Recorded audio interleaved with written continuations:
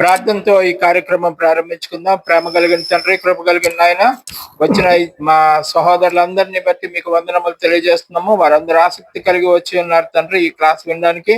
Human soul అనగా ఏమో తెలుసుకోవడానికి ఆసక్తిగా వచ్చిన వీరందరి మీద మీ ఆత్మను కుమ్మరించి నా నోట మీ మాటను పెట్టి వీరందరికీ అర్థమయ్యేలాగా మీరు కార్యక్రమాన్ని నడిపిస్తారని నమ్ముతూ ఈ ప్రార్థన ప్రభు అయిన క్రీస్తు నామమున సమర్పించుకుంటున్నాం తండ్రి. ఆమెన్. ఈ దినపు మన పాఠ్యభాగం పేరు the study of the human soul. ఈ హ్యూమన్ సోల్ అనేటప్పటికి మనకి చాలా ఆలోచనలు వస్తూ ఉంటాయి. మనం చనిపోయాక మనలో నుంచి ఒక శరీరం మన రూపంలో ఉండేది అలాగా ఆకాశంలోకి వెళ్ళిపోతుందని, అది దేవుని దగ్గరికి వెళ్ళిపోతుందని మనం నమ్ముతా ఉన్నాం ఇప్పటి వరకు అనుకున్న నమ్మకాలను బట్టి.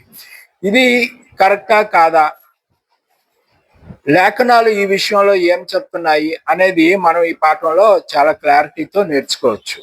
ఇది పార్ట్ 1 అండి. పార్ట్ 2 కూడా ఉన్నది. పార్ట్ 1లో మనం కొన్ని నేర్చుకుంటాము. కొన్ని ప్రశ్నలు మనలో జనిస్తాయి.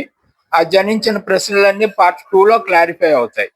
కాబట్టి ఈ హ్యూమన్ సోల్ అనేటప్పుడు న్యాచురల్ గా మన పాఠంలో అన్ని కూడా కింగ్ జేమ్స్ వర్షన్ లో ఉన్నటువంటి కొటేషన్స్ తీసుకుంటాం. ఇంగ్లీష్ బైబుల్లో కింగ్ జేమ్స్ వర్షన్ మాత్రమే కాదు, అన్ని ఇంగ్లీష్ బైబుల్స్ లో కూడా సోల్ అనే మాట ఉంటుంది, స్పిరిట్ అనే మాట కూడా ఉంటుంది.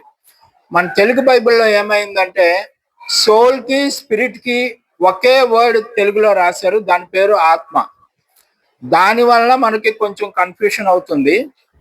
కాబట్టి సోల్ అనే మాటకి వేరే మీనింగ్, స్పిరిట్ అనే మాటకి వేరే మీనింగ్ ఉంటాయి. కానీ మన తెలుగు బైబిల్లో రెండు కలిపి సోల్, స్పిరిట్ ఈ రెండింటికి కలిపి ఆత్మ అనే ఒకే వర్డ్ వాడారు. కాబట్టి మనం ఈ పాఠంలో సోల్నే తీసుకుంటున్నాం, స్పిరిట్ని తీసుకోవట్లేదు. ఇంగ్లీష్ తెలిసిన వారంతా ఇంగ్లీష్ బైబిల్ని ఫాలో అవ్వండి ఈ పాఠం అయ్యేంత వరకు. మామూలుగా తెలుగు బైబిల్ కొటేషన్స్ చదువుతా ఉందాం. ఈ హ్యూమన్ సోల్ అనేది ఏమిటో మనం ఇప్పుడు తెలుసుకుందాం. పాఠం పేరు హ్యూమన్ సోల్. కొటేషన్స్ అన్ని కింగ్ జేమ్స్ వర్షన్ నుంచి తీసుకోబడ్డాయి. ఈ పాఠంలో మనకు కావాల్సిన అంశం ఏంటంటే వాట్ ఈజ్ సోల్ అనేది, ఆత్మ అనగానేమి. హిందూ మతంలో ఆత్మ అనేది ఒకటి ఉంటుంది. మనం అందరం భారతదేశంలో ఉన్నాం కాబట్టి ఈ విషయం ముందు తెలుసుకుందాం. హిందూ మతంలో ఆత్మ అనేది ఒకటి ఉంటుంది. అది ఇన్విజిబుల్ అండ్ ఇమ్మార్టల్ అంటాడు. అంటే ఎవరికి కనబడదు ఆత్మ. రెండవది, ఆత్మకి చావు లేదు. అది ఈ రెండు పాయింట్లు హిందూ మతంలో ఉంటాయి. కాబట్టి ఒక మనిషి చనిపోయినా కానీ వాడి ఆత్మ నిత్యము బతికే ఉంటుంది. అది మనకు కనబడదు, అది ఎక్కడికో వెళ్ళిపోతుంది, దేవునిలో విలీనం అవుతుందని హిందూ మతంలో నమ్ముతా ఉంటారు. ముస్లిమ్స్ ఏమంటారు? ముస్లిమ్స్ కూడా ఆత్మ కంటికి కనబడదు, ఆత్మ ఇమ్మోర్టల్ అంటాడు, అంటే నిత్యము జీవించే ఉంటుంది, ఆత్మకి మరణం లేదని నమ్ముతారు వాళ్ళు. ఇక్కడ వీళ్ళు కొంచెం స్పెషల్ ఏంటంటే అల్లా క్రియేటెడ్ మెనీ సోల్స్. అల్లా అనేటువంటి దేవుడు రువా అంటారు ఉర్దూలో, అంటారు ఉర్దూలో. ఈయన అనేకమైన ఆత్మలు ఉంటాయట ఆయన దగ్గర. ఆ ఆత్మల్ని ఫ్లష్ బాడీస్ లోకి పంపిస్తాడు. అంటే మనలాగా ఒక మాంసం, రక్త మాంసములు కలిగిన శరీరాల్లోకి ఆత్మలను పంపిస్తా ఉంటాడు దేవుడు. ఎవరు? అల్లా. పంపించిన తర్వాత వీడు దేవునికి అనుకూలంగా జీవించగలిగితే, దేవుడు చెప్పినట్టు చేయగలిగితే వీడు పరలోకం చేరుకుంటాడు, లేకపోతే నరకంకి వెళ్ళిపోతాడు. అది వాళ్ళు నమ్ముతారు. కాబట్టి ముస్లిమ్స్ ఎల్లవేళలా ఆ అల్లా చెప్పిన రూల్స్ ని ఫాలో అవడానికి భయభక్తులతో వాళ్ళు ఫాలో అవుతూ ఉంటారు మనకన్నా బాగా. ఒకవేళ అలా ఫాలో అవ్వకపోతే వాళ్ళు నరకానికి వెళ్ళిపోతారు. దాన్ని నరకాన్ని ఏమంటారంటే డొస్కా అంటారట. చూడండి అక్కడ DOZAKH, అది హెల్ అని అంటున్నారు దాన్ని, నరకం. ఇక బుద్ధిస్టుల గురించి నేర్చుకుందాం. బుద్ధిస్టులు కూడా ఆత్మ కంటికి కనబడింది, ఆత్మ నిత్యము జీవించును అని చెప్పి వాళ్ళు కూడా అంటారు. అయితే వీళ్ళ నిర్వచనం ఏమిటంటే నిర్వాణ అని అంటారు, లేకపోతే మోక్షం అంటారు. మనిషి చనిపోయిన తర్వాత మోక్షానికి వెళ్ళాలని వాళ్ళు ఆశిస్తూ ఉంటారు. The release from the process of rebirth and the soul to another bodies. ఇక్కడ ఏంటంటే ఒక శరీరం నుంచి విడుదల పొందిన ఆత్మ మళ్ళీ ఇంకొక శరీరంలోకి వెళ్తుంది. అంటే ఒక ముసలాడు ఇక్కడ చచ్చిపోవచ్చు, కానీ వేరొక తల్లి గర్భంలో మళ్ళీ బిడ్డగా వాడు జన్మిస్తాడు. ఆ బిడ్డలోకి ఈ ఆత్మ ట్రాన్స్ఫర్ అయిపోతుంది అనమాట. ఆ విధంగా వాళ్ళు నమ్ముతారు. ఒకవేళ మనుషుల్లోకే కాదు, చాలా సార్లు జంతువుల్లోకి, క్రిమి కీటకాల్లోకి, పక్షుల్లోకి కూడా ఆత్మ వెళ్తుంది అని చెప్పి వస్తూ ఉంటుంది. అయితే చివరిగా వాడు మంచి పుణ్యకార్యాలు చేసుకుంటే మనిషిలోకి వస్తాడు అనమాట. ఇక ఈ 3 తెలుసుకున్నాం కదా, హిందూ, ముస్లిం, బుద్ధిస్ట్ నేర్చుకున్నాం మనం. మన క్రైస్తవుల్లో రోమన్ క్యాథలిక్ మిషన్ వాళ్ళు ఏం చెప్తారో చూద్దాం. ఈ రోమన్ క్యాథలిక్స్ లో కూడా ఆత్మని కంటికి కనబడింది, నిత్యము జీవించి ఉండేదనే వీళ్ళు నమ్ముతూ ఉంటారు. ఓకే, అయితే ఒక మనిషి చనిపోయిన తర్వాత ఈ ఆత్మ ఏమవుతుంది అనేది పాయింట్. ఆత్మ ఏమవుతుంది అనేది తెలుసుకునే ముందు ప్రకటన 20వ అధ్యాయం 12వ వచనం చదువుదాం ఒకసారి. అక్కడ ఏం రాశారో చూద్దాం. మరియు గొప్పవారేమి కొద్దివారేమి మృతులైన వారందరూ ఆ సింహాసనం ఎదుట నిలవబడి ఇందుట చూచితిని. అప్పుడు గ్రంథములు విప్పబడెను, మరియు జీవ గ్రంథమును వేరొక గ్రంథమును విప్పబడెను. ఆ గ్రంథముల యందు వ్రాయబడిన వాటిని బట్టి తమ క్రియల చొప్పున మృతులు తీర్పు పొందిరి. అది అండి విషయం. ఇది దేవుని వాక్యం, బైబిల్ నుంచే తీసుకుంటారు రోమన్ క్యాథలిక్స్ మిషన్ వాళ్ళు. మనిషి చనిపోయిన తర్వాత వాడు ఈ ఒక పుస్తకం ఉంటుంది, అది బుక్ ఓపెన్ చేస్తారట. అందులో వాడు చేసిన మంచి కార్యాలు, చెడ్డ కార్యాలు అన్ని ఉంటాయి. వాటన్నిటిని బట్టి వాడు తీర్పు పొందుతాడు. అంటే స్వర్గంకి వెళ్ళాలా, నరకంకి వెళ్ళాలా డిసైడ్ చేస్తారనమాట. సో ఇక్కడ పాయింట్ ఏంటంటే, ఒకవేళ నేను చనిపోతాను, నా ఆత్మ పైకి వెళ్తుంది. ఈ లెక్కల ప్రకారం నేను మంచి కార్యాలు, చెడ్డ కార్యాలు చేసి ఉన్నాను కాబట్టి నా దగ్గర చెడ్డ కార్యాలు చాలా ఎక్కువ ఉన్నాయి. అందువల్ల నేను నరకంకి వెళ్ళిపోయే అవకాశం ఉంది. కాబట్టి if I am a Catholic, నేను క్యాథలిక్ వాడిని అయితే నా గురించి ఫాదర్ గారు పర్గాటరీ అని ఒకటి చేస్తారు. పూజా బలియాగం అంటారు దాన్ని. మనుషులు చనిపోయిన తర్వాత డెడ్ బాడీని చర్చిలోకి తీసుకుని పోయి అక్కడ పూజ చేస్తారు ఫాదర్ గారు. ఆ పూజ చేయడం వల్ల ఏమవుతుందంటే, నేను చేసిన చెడ్డ కార్యాలన్నీ అక్కడ సమసిపోతాయి, నేను స్వర్గంలోకి వెళ్ళిపోతాను. దీనికి ఈ పూజా బలి ఆయన ఎందుకు చేయాలి అంటే, ఆయన దేవునికి మానవునికి మధ్యవర్తి అయి ఉన్నాడు. కాబట్టి ఆయన నా తరపున ఆయన పూజ చేసేస్తే నా పాపాలన్నీ కడిగి వేయబడి నేను డైరెక్ట్ గా స్వర్గంలోకి వెళ్ళిపోతానని ఆ లేఖనాన్ని బట్టి చెప్తా ఉంటారు. రైట్. అయితే ఇది కరెక్టా కాదా అనేది మన లేఖనాలే క్లియర్ చేస్తాయి. తర్వాత ప్రొటెస్టెంట్ వాళ్ళు ఏం చెప్తారో చూద్దాం. క్యాథలిక్ సంగతి తెలిసింది కదా, ప్రొటెస్టెంట్ వాళ్ళు ఏం చెప్తారు. ఇక్కడ క్యాథలిక్స్ వాళ్ళు ఆల్ సోల్స్ డే అని ఒకటి జరుపుతారండి. ఆల్ సోల్స్ డే నవంబర్ 2వ తారీఖున జరుగుతుంది ఈ పండుగ. ఆ చచ్చిపోయిన వాళ్ళందరూ ఆత్మలు అక్కడికి వస్తాయి అన్ని నమ్ముతా ఉంటారు. దాని గురించి చేస్తారు. అది చూద్దాం దాని సంగతి. ఇక్కడ ప్రొటెస్టెంట్లు కూడా ఆత్మ కంటికి కనబడదు, ఆత్మకు మరణం లేదని నమ్ముతారు. అందులో తేడా ఏం లేదు. అయితే ఇక్కడ వీళ్ళు చెప్పేది ఏంటంటే, ప్రొటెస్టెంట్ సిద్ధాంతాల్లో soul is set to sleep at death only to rise in the life of the day of the judgement. తీర్పు దినమున మన ఆత్మలన్నీ పునరుద్ధానం అవుతాయని వీళ్ళు నమ్ముతారు. యేసుక్రీస్తుని అంగీకరిస్తే స్వర్గంలోకి వెళ్తాము, అంగీకరించకపోతే నరకంలోకి వెళ్ళిపోతాం. అంతే. అపోస్తల కార్యం 4:12 చదువు ఒకసారి. 4 మరి ఎవరి వలనను రక్షణ కలగదు, ఈ నామమునే మనము రక్షణ పొందవలెను గాని ఆకాశము క్రింద ఏ మనుషులలో ఇయ్యబడిన మరి ఏ నామమున రక్షణ పొందలేము అనేను. కాబట్టి ఇప్పుడు అనేక మంది యేసుని అంగీకరించడం లేదు, మన భారతదేశంలో కానీ ప్రపంచంలో కూడా. అయితే అంగీకరించలేని వాళ్ళంతా ఇప్పుడు ఏమవుతారు, ఈ లెక్క ప్రకారం ఏమవుతారు, నరకంలోకి వెళ్ళిపోతారు. ఎందుకంటే వాళ్ళు యేసుని అంగీకరించట్లేదు కదా. కాబట్టి ఈ నామమును తప్పించి మరి ఏ నామమున మీకు రక్షణ లేదంటే, వాళ్ళు ఏ దేవుళ్ళు మొక్కినా ఏం చేసినా, ఇందాక మనం ముస్లిం, క్రిస్టియన్ ఏదో చెప్పుకున్నాం కదా, బుద్ధులు, హిందువులు వీళ్ళందరూ కూడా యేసునామమును చేయరు వాళ్ళేమి. కాబట్టి వాళ్ళందరూ నరకంకి వెళ్ళిపోతారు యాజ్ పర్ దిస్ లేఖనం. ఇది మన ప్రొటెస్టెంట్ వాళ్ళు నమ్ముతారు.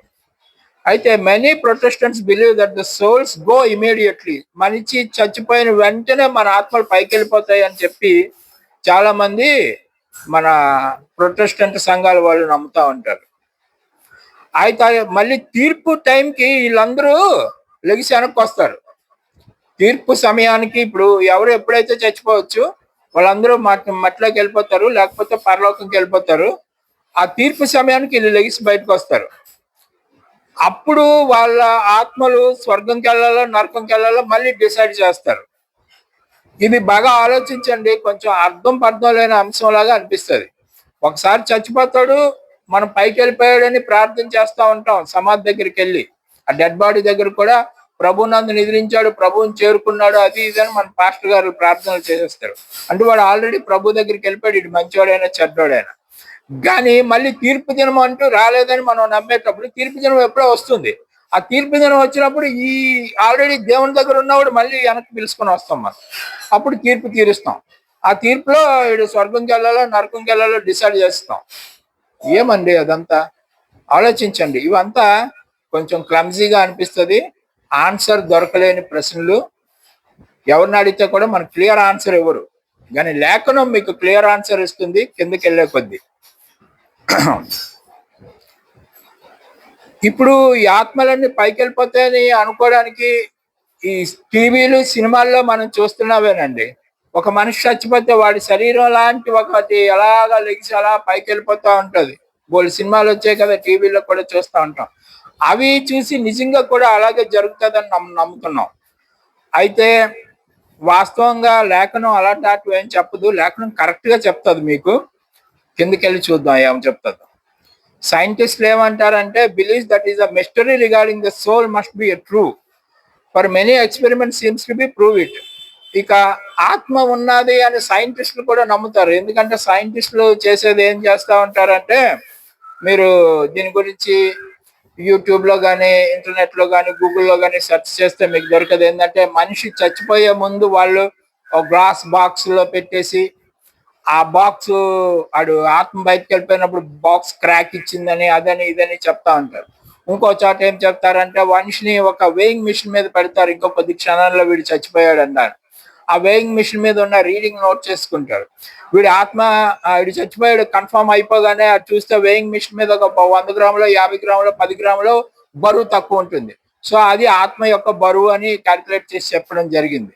ఇలాంటివన్నీ మనం లోపలికి వెళ్ళి సైంటిఫిక్ స్టడీస్ లోకి వెళ్ళి చెక్ చేస్తే మనకు బోర్డు దొరుకుతాయి.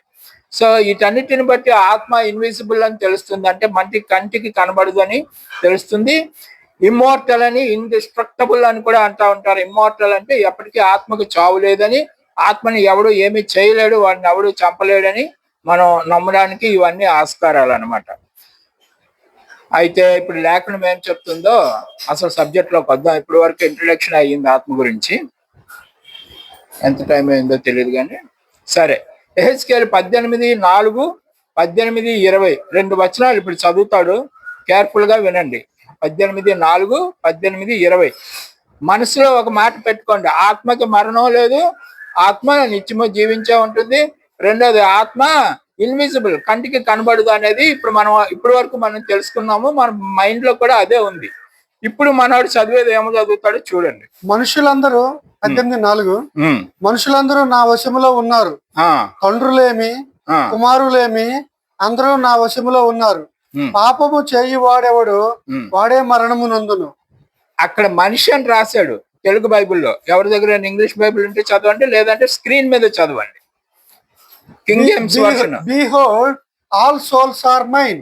All souls are mine. మనుషులందరూ నా వశములో ఉన్నారు అనే దానికి రాసిన లేఖనం అది. ఆల్ సోల్స్ ఆర్ మైన్, మనుషులందరూ నా వశములో ఉన్నారు. తర్వాత చదవండి 28. లేదు అదే చదవండి. As the soul of the Father, so also the soul of the Son is mine. తండ్రి యొక్క శరీరం ఎలాగో నాదో, కుమారుని యొక్క శరీరం కూడా నాదే. దేవుడు చెప్తున్నాడు ఆ మాట. మనుషుల గురించి రిఫర్ చేసేటప్పుడు వాళ్ళు ఏమంటున్నారు, సోల్ సోల్ అని రాశారు, గమనించండి. The soul that. ఇప్పుడు అసలైన పాయింట్ చదువమ్మా. The soul that sinneth it shall die. ఏ శరీరం అయితే పాపం చేస్తుందో అది చచ్చిపోతుంది. అది ఏం రాశారు అక్కడ? సోల్ అని రాశారు. The soul that sin should die. The soul that sin should die. ఇప్పుడు ఆత్మ చచ్చిపోతుంది అని రాశాడండి. లేఖనం అది చెప్తుంది. ఆ ఆత్మ నిత్యము జీవించి ఉండును అని మనం ఎలా అనుకోవాలి? ఇప్పుడు ఆత్మ నిత్యము జీవించి ఉండును అనేది ఇప్పుడు తప్పు అవుతుంది ఈ లెక్క ప్రకారం. సో లేఖనం చాలా డిఫరెంట్ గా చెప్తుంది. మన బ్రెయిన్ లో చాలా డిఫరెంట్ థాట్స్ ఉన్నాయి దీని గురించి. సో అందుకనే చెప్పాను, ఆత్మ గురించి సోల్ అనే ఇంగ్లీష్ మాటని తెలుగులో వేరే వేరే ప్రాంతాల్లో వేరే వేరే విధంగా ట్రాన్స్లేట్ చేశారు. ఈ విషయం మనల్ని కన్ఫ్యూజ్ చేస్తుంది. దాన్ని బట్టి మనం దయ్యాలు భూతాల గురించి నమ్మవలసి వస్తుంది. అంటే మనుషులు చచ్చిపోయాక దయ్యాలు అవుతారనో, లేకపోతే ఆత్మలు వెంటనే పైకి వెళ్ళిపోతే ఆత్మ చచ్చిపోతుందని రాశాడు. దట్ మీన్స్ మనిషి చనిపోతే చనిపోయాడు అంతే. ఆదాము భూమి మీద పుట్టక మునుపు ఆదాం ఎక్కడున్నాడు? ఎక్కడే లేడు. No entity on the earth. ఆదాం భూమి మీద పుట్టాడు. ఆదాం చచ్చిపోయాడు. చచ్చిపోతే ఎక్కడికి పోతాడు? అంతకు ముందు ఎక్కడే లేనప్పుడు చనిపోయిన తర్వాత కూడా ఎక్కడ ఉండడు. He lose his entity on the earth. భూమి మీద వాని ఉనికిని కోల్పోతాడు ఆదాం. మనం కూడా అంతే కదా, మనం అందరూ ఆదాం బిడ్డలమే కదా. అదే ఇక్కడ రాస్తారు, ఆల్ సోల్స్ ఆర్ మైన్. అన్ని ఆత్మలు నావే అని తెలుగులో మీనింగ్, కానీ అన్ని శరీరాలు నావి బైబిల్ మీనింగ్. అర్థం చేసుకోండి. ఇంకొక కొటేషన్కి వెళ్దాము. సరే, 18-20 చదువునా? 20 చదవమ్మా. పాపము చేయువాడే మరణమునందును, తండ్రి యొక్క దోష శిక్షను కుమారుడు మోయటం లేదని, కుమారుని దోష శిక్షను తండ్రి మోయడు. నీతిపరుని నీతి ఆ నీతిపరునికే చెందును, దుష్టుని దుష్టత్వము ఆ దుష్టునికే చెందును. కాబట్టి ఇప్పుడు మనకు కావాల్సిన పాయింట్ ఏది? First line. అది చదువు. ఇంగ్లీష్ లో సార్? తెలుగులో చదువు. 18-20 హెస్కేలు. 18-20. పాపము చేయువాడే మరణము నొందును. పాపము చేయువాడు మరణము నొందును. పాపము చేయువాడు మరణము నొందును. అంతే, ఫినిష్. పాపం చేయువాడు చచ్చిపోయి స్వర్గానికి వెళ్తాడు, లేకపోతే వేరే చోట ఉంటాడు. జడ్జిమెంట్ రోజు నాటి మళ్ళీ మనం ముందుకు రప్పిస్తాం. అప్పుడు వాడికి జడ్జిమెంట్ ఇస్తాము. ఆ జడ్జిమెంట్ లో పుణ్యం చేస్తే ఇటు వెళ్తాడు, పాపం చేస్తే ఇటు వెళ్తాడు. అవన్నీ లేవు అక్కడ. పాపం చేయువాడు మరణించును, ఫినిష్. తర్వాత ఏం జరుగుతుందని చెప్పలేదు. కావాలంటే ఇంకొక కొటేషన్కి వెళ్ళి చూద్దాం. కీర్తన 22-29. కీర్తన 22-29. భూమి మీద వర్ధులుచున్న వారందరూ అన్నపానములు పుచ్చుకొనుచు నమస్కారము చేసెదరు. తమ ప్రాణము కాపాడుకొనలేక మంటి పాలగు వారందరూ ఆయన సన్నిధిని మోకరించెదరు. ఎక్కడ ఆత్మ అనే మాట రాలేదు తెలుగు బైబిల్లో. ఎక్కడ ఆత్మ అనే మాట రాలేదు. కింగ్ జేమ్స్ వర్షన్ చూద్దాం. చదవండి. 29. All they that be fat upon earth shall eat and worship. All they that go down to the dust shall bow before him. అందరూ ఆయన ముందు తల వంచుతారట. And none can keep alive his own soul. ఎవరు కూడా తన soul ని బతికించుకోలేడు. ఎవరు కూడా తన ఆత్మని బతికించుకుని ఉండలేరు. సోల్ ని బతికించుకోవడం మన వల్ల కాదు. సోల్, ఆత్మను బతికించుకోవడం మన వల్ల కాదు అని రాశారు. ఇంకా వెళ్దాం.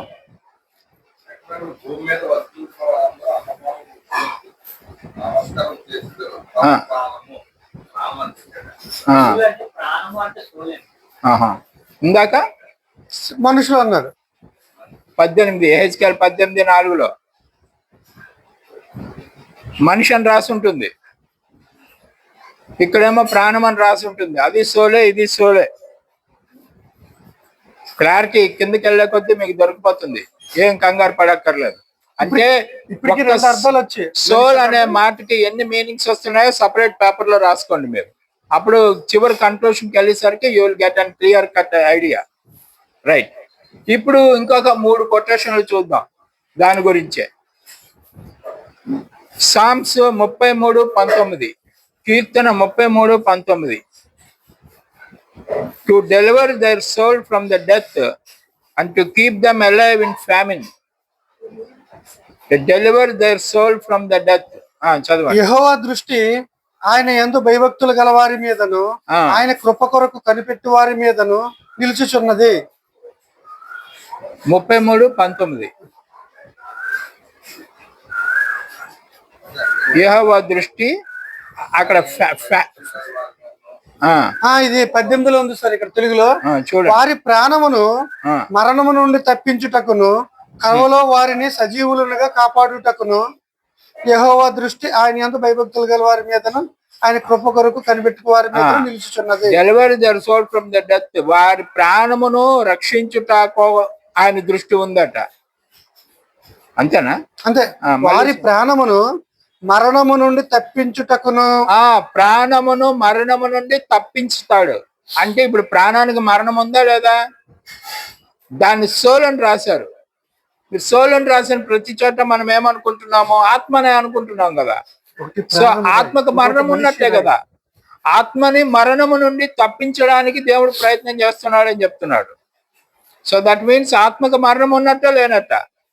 ఒక కొటేషన్ అది. ఇంకో కొటేషన్ చూద్దాం. 40వ కీర్తన 14వ వచనం. 40వ కీర్తన 14వ వచనం. నా ప్రాణము తీయుటకై యత్నించి వారు సిగ్గుపడి బొత్తిగా భ్రమసి ఇందురు గాక, నాకు కీడు చేయగోరు వారు వెనకకు మళ్లింపబడి సిగ్గు నొందుదురు గాక. అదేనండి, నా ప్రాణము తీయుటకై. అక్కడ మళ్ళీ ప్రాణం అని రాశారు. ఇక్కడ చూడండి, అక్కడ ఎల్లో కలర్ లో హైలైట్ చేయబడి ఉంది.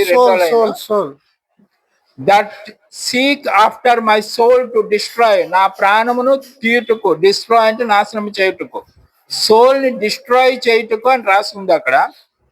సోల్ ని డిస్ట్రాయ్ చేయడం అంటే ఆత్మని చంపేయడమే, నాశనం చేయడం. సో ఆత్మకు మరణం లేదని మనం ఇప్పుడు ఎట్లా అనుకుంటాం? ఆత్మకు మరణం ఉన్నది ఉంటేనే కదా అది డిస్ట్రాయ్ చేయడం అని రాసి ఉంటుంది. సో ఇది మనం అర్థం చేసుకోవాలి. ఇంకో కొటేషన్కి వెళ్దాం, చూద్దాం. 56వ కీర్తన 13వ వచనం. నేను నీకు మొక్కుకొని ఉన్నాను, నేను నీకు స్తుతియాగములు నర్పించదను. Thou hast delivered my soul from death. సరే, ఇక్కడ 12లో ఉంది. 12లో అది చూడండి, కొంచెం తేడా ఉంటుంది. మీదకి కిందకి ఎత్తుకోవాలి మనం. దేవా, నీవు మరణములో నుండి నా ప్రాణమును తప్పించి ఉన్నావు. ఆ మరణములో నుండి ప్రాణాన్ని తప్పించడం అనేది అలా చదివితే బాగానే ఉంది. మరి ఇంగ్లీష్ బైబిల్లోకి వచ్చి king James version, standard version అనుకుంటాం కదా, అందులోకి వచ్చి చూస్తే ఏముంది? మరణం నుండి సోల్ ని రక్షించుటకు. For thou hast delivered my soul from death. Thou hast delivered you, నీవు నా ప్రాణమును మరణము నుండి రక్షించుతావు. అక్కడ ఆత్మని అని ఉంటుంది. సోల్ మీన్స్ ఆత్మ. కాబట్టి ఈ సమస్యలన్నీ ఇలా ఉన్నాయి. కాబట్టి సోల్ అనేది ఆత్మకి సంబంధించిన మాట. అంటే మీరు అలా కంటికి కనబడిన ఆత్మ అని అనుకోకూడదు. ఇప్పటి వరకు మీరు ఏం అర్థం చేసుకుని ఉండాలంటే సోల్ అనే మాట శరీరానికి వర్తిస్తుంది అని మీరు ఆ కన్క్లూషన్ రండి. సోల్ అనే మాట, ఆత్మ అనేది కంటికి కనబడింది, మరణము లేనిది అనే మైండ్ కాన్సెప్ట్ నుండి బయటకు వచ్చి సోల్ అని రాసిన ప్రతి చోట శరీరము అని అర్థం చేసుకోవాలి. అజయ్, ఇది నా ఒపీనియన్ కాదు, అక్కడ లేఖనాలు చూపించి చెప్తున్నాను, గమనించండి. ఇక యాకోబు 5:20 చూద్దాం. కొత్త నిబంధనలోకి వస్తే మరి కొంచెం క్లారిటీ వస్తుందేమో చూద్దాం. యాకోబు 5:20 చూడండి. పాపిని వాని తప్పు మార్గము నుండి మళ్లించువాడు మరణము నుండి ఒక ఆత్మను రక్షించి. మరణము నుండి చాలా సరిపోయింది. ఆ మరణము నుండి ఒక ఆత్మను రక్షించి అంటే ఆత్మకు మరణం ఉందా లేదా? ఇప్పుడు మరణము నుండి ఒకని ఆత్మని, ఒక ఆత్మ ఒకని ఆత్మ, మరణము నుండి ఒక ఆత్మను రక్షించి. అనేక తెలుసుకుని ఆత్మని రక్షించడం. ఆత్మకు మరణం లేదంటే ఆత్మకు మరణం ఉందని కదా చెప్తున్నాడు యాకోబు. Then come to a conclusion. ఇంకో పాయింట్కి రండి. అపోస్తుల కార్యం 3:23. అపోస్తుల కార్యం 3:23. ఆ ప్రవక్త మాట వినని వాడు ప్రజలలో నుండకుండా సర్వనాశనమగున. నేను వినని వాడు అని ఉన్నది కదా. ఆ వినని వాడు అంటే మనిషేనా? ఆ ఇంగ్లీష్ బైబిల్లో ఏం రాశారు? కింగ్ జేమ్స్ వర్షన్ లో చూడండి. Every soul which will not hear the prophet. ఏ ఆత్మ అయితే ప్రవక్త మాటలు వినరో వాళ్ళు నాశనం అయిపోతారని చెప్పాడు. సో అది మనిషికి సంబంధించిన మాట, కంటికి కనబడని ఒక శక్తికి సంబంధించిన మాట సోల్ అంటే. అర్థం చేసుకోవాలా. Every soul which will not hear the prophet shall destroy. ఏ ఆత్మ అయితే ప్రవక్త మాట వినదో ఆ ఆత్మ నశించిపోతుంది అని రాశారు. ప్రవక్త మాట వినని ఆత్మ అని ఇంగ్లీష్ లో రాస్తే తెలుగులో విననివాడు అని ట్రాన్స్లేట్ చేశారు. ఇప్పుడు 3 ట్రాన్స్లేషన్లు వచ్చాయి. ఒకటి ప్రాణము, ఒకటి మనిషి, ఇక్కడేమో వాడు. ఇంతకులో యాకోబులో ఆత్మ అని వచ్చింది సార్ మళ్ళీ. అది రాసుకోండి, అవన్నీ చివరిలో you will get a clear cut idea. Mattayi 26:38 soul is exceeding sorrowful అంటూ డెత్. అప్పుడు ప్రభు అయిన యేసు వారు మరణమగునంతగా నా ప్రాణము బహు దుఃఖములో మునిగి ఉన్నది. ప్రాణము దుఃఖములో మునిగి ఉన్నది. యేసు ప్రభుది ఇది, మళ్ళీ ఆల్ది ఇల్లు కాదు, గమనించండి. ఈ యేసు ప్రభుని రిఫర్ చేసినప్పుడు కూడా ఏం రాశారు వాళ్ళు? సోల్ అని రాశారు. My soul is exceeding sorrowful. నా ఆత్మ విపరీతమైన దుఃఖానికి గురి అవుతుంది. ఈవెన్ అంటూ డెత్, మరణించేంతగా నా ఆత్మ క్షోభపడుతుంది అని చెప్పి ఎవరు అన్నారు? యేసు ప్రభు అంటున్నాడు. చూసారా? సోల్ అంటే ఏమో, సోల్ అంటే మనిషి. యేసు ప్రభుని కూడా సోల్ అని రిఫర్ చేశారు వాళ్ళు. వెళ్దాం, యెషయా దగ్గరికి వెళ్దాం. యెషయా 53:12. యెషయా 53:12. కావున గొప్పవారితో నేను అతనికి పాలు పంచిపెట్టేతను, గనులతో కలిసి అతడు కొల్ల సొమ్ము విభాగించుకొనును. ఏలయనగా మరణము నొందునట్లు అతడు తన ప్రాణమును దారపోసెను. ఇది యెషయా గారు ప్రభువు కోసం రాసిన ప్రవచనం. ప్రభువు రాక మునుపు ప్రభువు కోసం రచించిన ప్రవచనం. ఈ ప్రవచనంలో ఆయన ప్రభువుని ఎలాగ రిఫర్ చేస్తాడో చూసారా? హిజ్ సోల్ అంటూ డెత్. ఆయన సోల్ మరణిస్తుంది అని రాశాడు. ఒకసారి ఆ పాయింట్ చదవండి తెలుగులో. ఏలయనగా మరణము నొందునట్లు అతడు తన ప్రాణమును దారపోసెను. మరణము నొందినట్లు ప్రాణమును దారపోసిన. ఆ ప్రాణము అనేది సోల్ రిఫర్ చేశాడు. మనిషి సోల్. యేసు ప్రభు కూడా సోలే. ఓకే, డౌట్స్ ఉంటే తర్వాత అడుగుదురు కానీ, బ్రేక్ లో అడుగుదురు కానీ. Thus we have seen the Bible teaches that all souls have died including Jesus soul. ఇప్పుడు ఈ బ్లాక్ అండ్ వైట్ లో ఉన్న అక్షరాలు చూడండి. All souls will die including Jesus Christ. Soul అంటే మనిషి శరీరం అని మీరు భావించాలి. ఆత్మ అనేది కాదు, ఆత్మకు వేరే ఉన్నది మీనింగ్. సోల్ అనే దానికి మనిషి శరీరం, ఊపిరి కలిగి జీవించిన మనిషి శరీరం. అది తప్పకుండా చచ్చిపోతుంది. సోల్ చచ్చిపోతుంది. సోల్కి మరణం లేదు అనేది ఒట్టిదే, భ్రమ. అదంతా లేఖనం అలా ఒప్పుకోదు. సో సోల్ చచ్చిపోతుంది, ఇంక్లూడింగ్ యేసుక్రీస్తు. యేసుక్రీస్తు బాడీ కూడా సోలే, ఆ శరీరం కూడా చచ్చిపోతుంది. రైట్, ఇప్పుడు ఇర్మియా దగ్గరికి వెళ్దాం ఒకసారి. ఇర్మియా 2:34. సోల్కి రక్తం ఉంటుందో లేదో చూద్దాం. ఆత్మకు రక్తం ఉంటుందా? ఇప్పటి వరకు మనకు తెలిసిన వరకు ఆత్మకు రక్తం ఉండదు. ఎందుకంటే ఆత్మ ముట్టుకోవడానికి అవ్వదు కదా సినిమాల్లో, టీవీలో.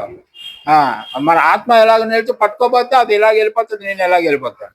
అది మనకు తెలిసిన ఆత్మ. బైబిల్ చెప్పే ఆత్మ వేరే ఉంటుంది. బైబిల్ చెప్పే ఆత్మకు రక్తం ఉంటుంది. చూడండి ఇర్మియా 2:34. మరియు నిర్దోషులైన దీనులు ప్రాణ రక్తము నీ బట్ట చెంగుల మీద కనబడుచున్నది. నిర్దోషులైన జీవుల యొక్క రక్తం మీ బట్టల మీద కంటే, అంటే వీళ్ళు అక్కడ మర్డర్ ఏదో చేసి వచ్చినట్టుకున్నారు, ఎవరో చంపేసినట్టుకున్నారు. ఆ లేఖనం చదివితే కాంటెక్స్ట్ మీకు అర్థం అవుతుంది.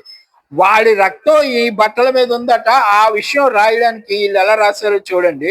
The blood of the souls of the poor innocence. అమాయకులైన పేదవాళ్ళైనటువంటి వారి రక్తం మీ బట్టల మీద, మీ బట్ట చెంగుల మీద కనిపిస్తుందని రాయడానికి the blood of the souls అని రాశాడు కింగ్ జేమ్స్ వర్షన్ లో. బ్లడ్ ఆఫ్ ద సోల్స్ తెలుగులో రాశాడు చూడు. నిర్దోషులైన దీనుల ప్రాణ రక్తము. ప్రాణ రక్తము. రక్తం అనగా ప్రాణము కదా. అది మామూలుగా ఓల్డ్ టెస్టిమెంట్ లో మీ అందరికి తెలిసిన ఆదికాండంలో చెప్తారు. ఆ రక్తం అని ప్రాణం అంటున్నారు. అది నీ శరీరం మీద కనిపిస్తుందనే నీ అనేది సోల్ వాడాడు. Soul means a living body.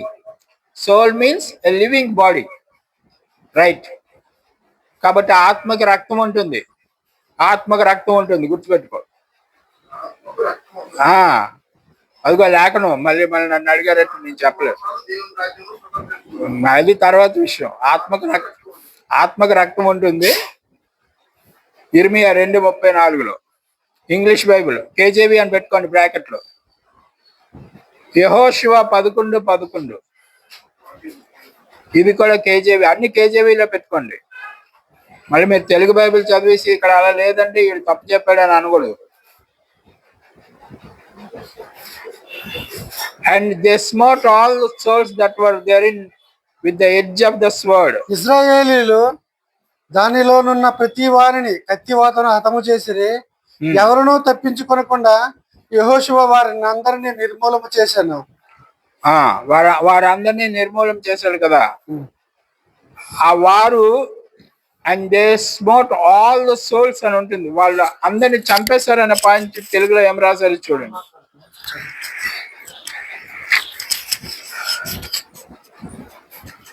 Come and they smote all the souls they were there in. అక్కడ ఉన్న వాళ్ళందరినీ దానిలోనున్న ప్రతి వాణిని ప్రతి వాణిని కత్తివాతను హతము చేసిరి. అది ఎవరును తప్పిన ప్రతి వాణిని హతము చేసిరి అని రాయడానికి, ప్రతి వానికి అని రాయడానికి అక్కడ ఏం రాశారు? All the souls. అప్పుడు వాణి అనే ఒక ట్రాన్స్లేషన్ అది కూడా పెట్టుకోండి, వాణిని అని పెట్టాడు. So all souls can be cut by sword అంటాడు. ఇప్పుడు అసలు పాయింట్కి వస్తున్నాం చూడండి.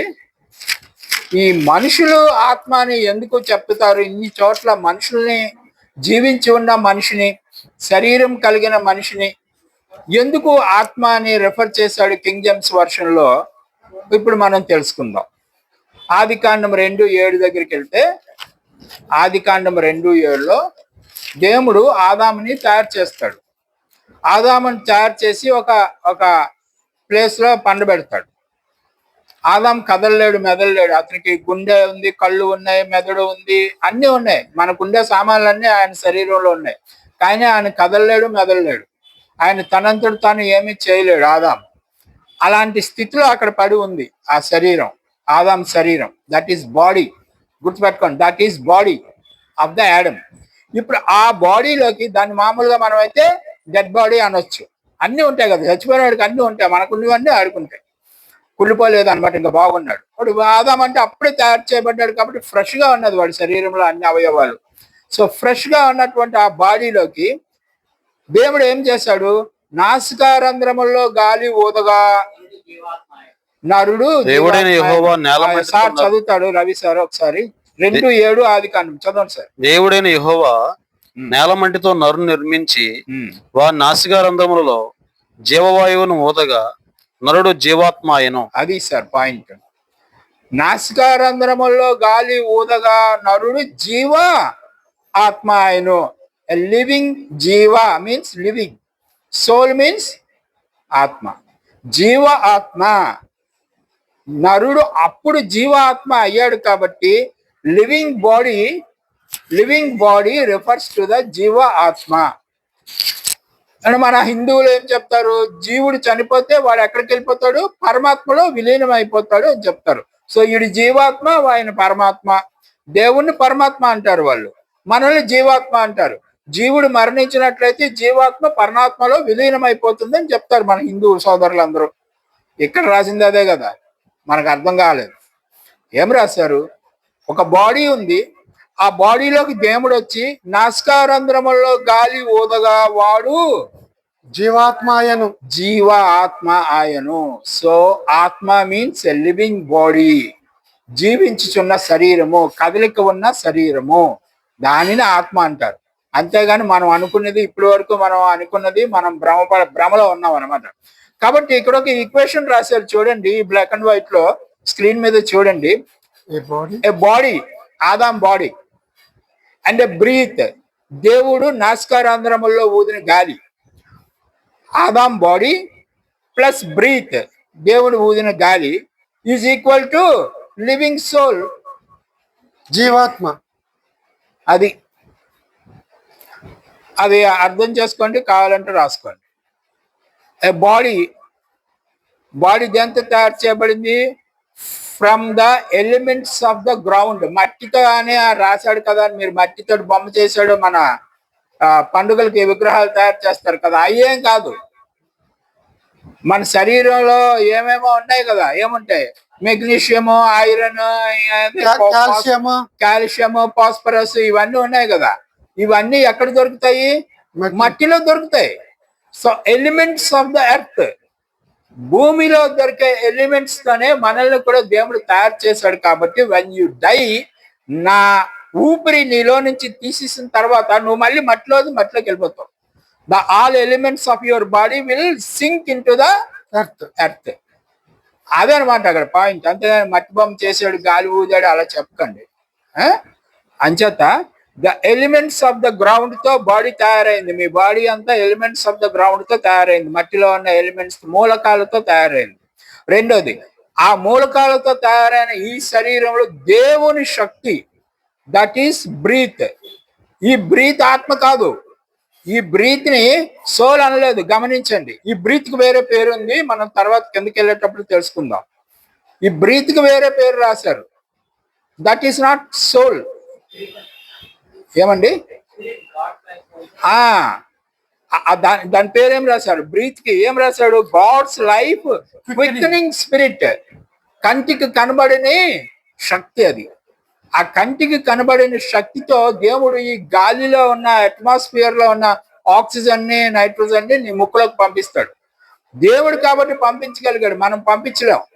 డాక్టర్ పంపిస్తాడు, దీంతో వెంటిలేటర్ అనే మిషన్ పెట్టి ఆడు పంపిస్తా ఉంటాడు.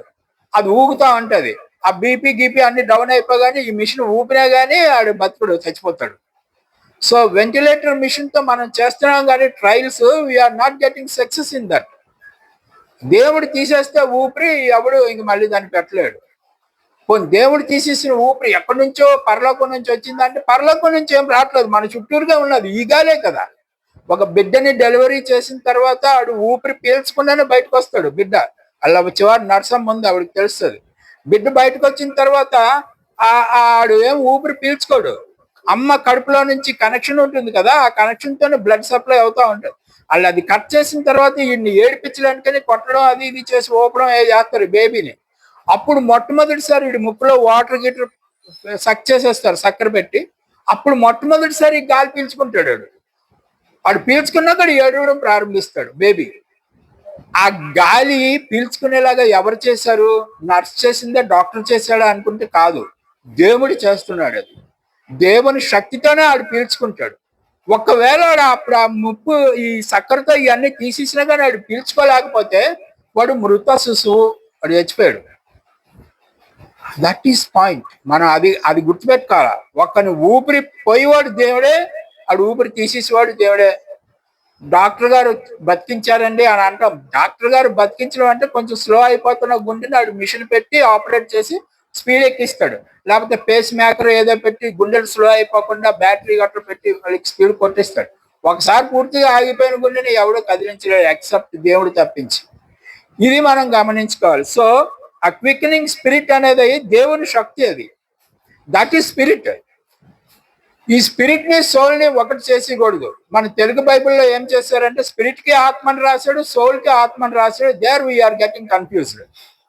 ఓకే, కాబట్టి ఈ ఈక్వేషన్ రాసుకోండి మీరు. Body plus breath is equal to living soul. అర్థమైంది అనుకుంటాను. దీనికి ఒక ఉదాహరణ కూడా వాళ్ళు చెప్తున్నారు. నీళ్లు ఉన్నాయి కదా, వాటర్ లో రెండు ఐటమ్స్ ఉంటాయి. ఒకటి హైడ్రోజన్, రెండు ఆక్సిజన్. H2O అంటాం కదా మనం, మామూలుగా ఫిజిక్స్ చదువుకున్న వాళ్ళందరికీ తెలుసు. H2O hydrogen plus oxygen, H2O. ఈ H2O వేరు చేసినప్పుడు అవి వేరు ఐటమ్స్. అది నీరు అవుతుందని సంగతి కూడా మనకు తెలియదు. అంటే ఆ రెండు మింగిల్ అయినప్పుడు నీళ్ళు అయిపోతాయి. సో ఇది ఎలాగా వేరే ఐటమ్ కింద మారిందో, సోలు అనే దాంట్లో బాడీ ప్లస్ స్పిరిట్ అనే రెండు ఐటమ్స్ ఉన్నాయి. అవి రెండు వేరే సబ్జెక్ట్స్. అవి రెండు మనం జాయింట్ చేస్తే లివింగ్ సోల్ వస్తుంది. సో ఇప్పుడు మనిషి చచ్చిపోయాడు అనుకో, ఏమవుతుంది? ఇది వేరే ఐటమ్, ఇది వేరే ఐటమ్ కదా. ఈ ఐటమ్ కిందకి వెళ్ళిపోతుంది, ఈ ఐటమ్ దేవుడు ఇచ్చిన దగ్గరికి దేవుడి దగ్గరికి వెళ్ళిపోద్దని రాశాడు, దేవుడు ఇచ్చిన దగ్గరికి దేవుడు తీసుకున్నాడు అని రాశాడు. ఇంకొకటి వెళ్దాం, ఆ కొటేషన్కి వెళ్దాం. ఇది ఇక్కడే ఉంది చూడండి, ప్రసంగి 12:7 చూడండి ఒకసారి.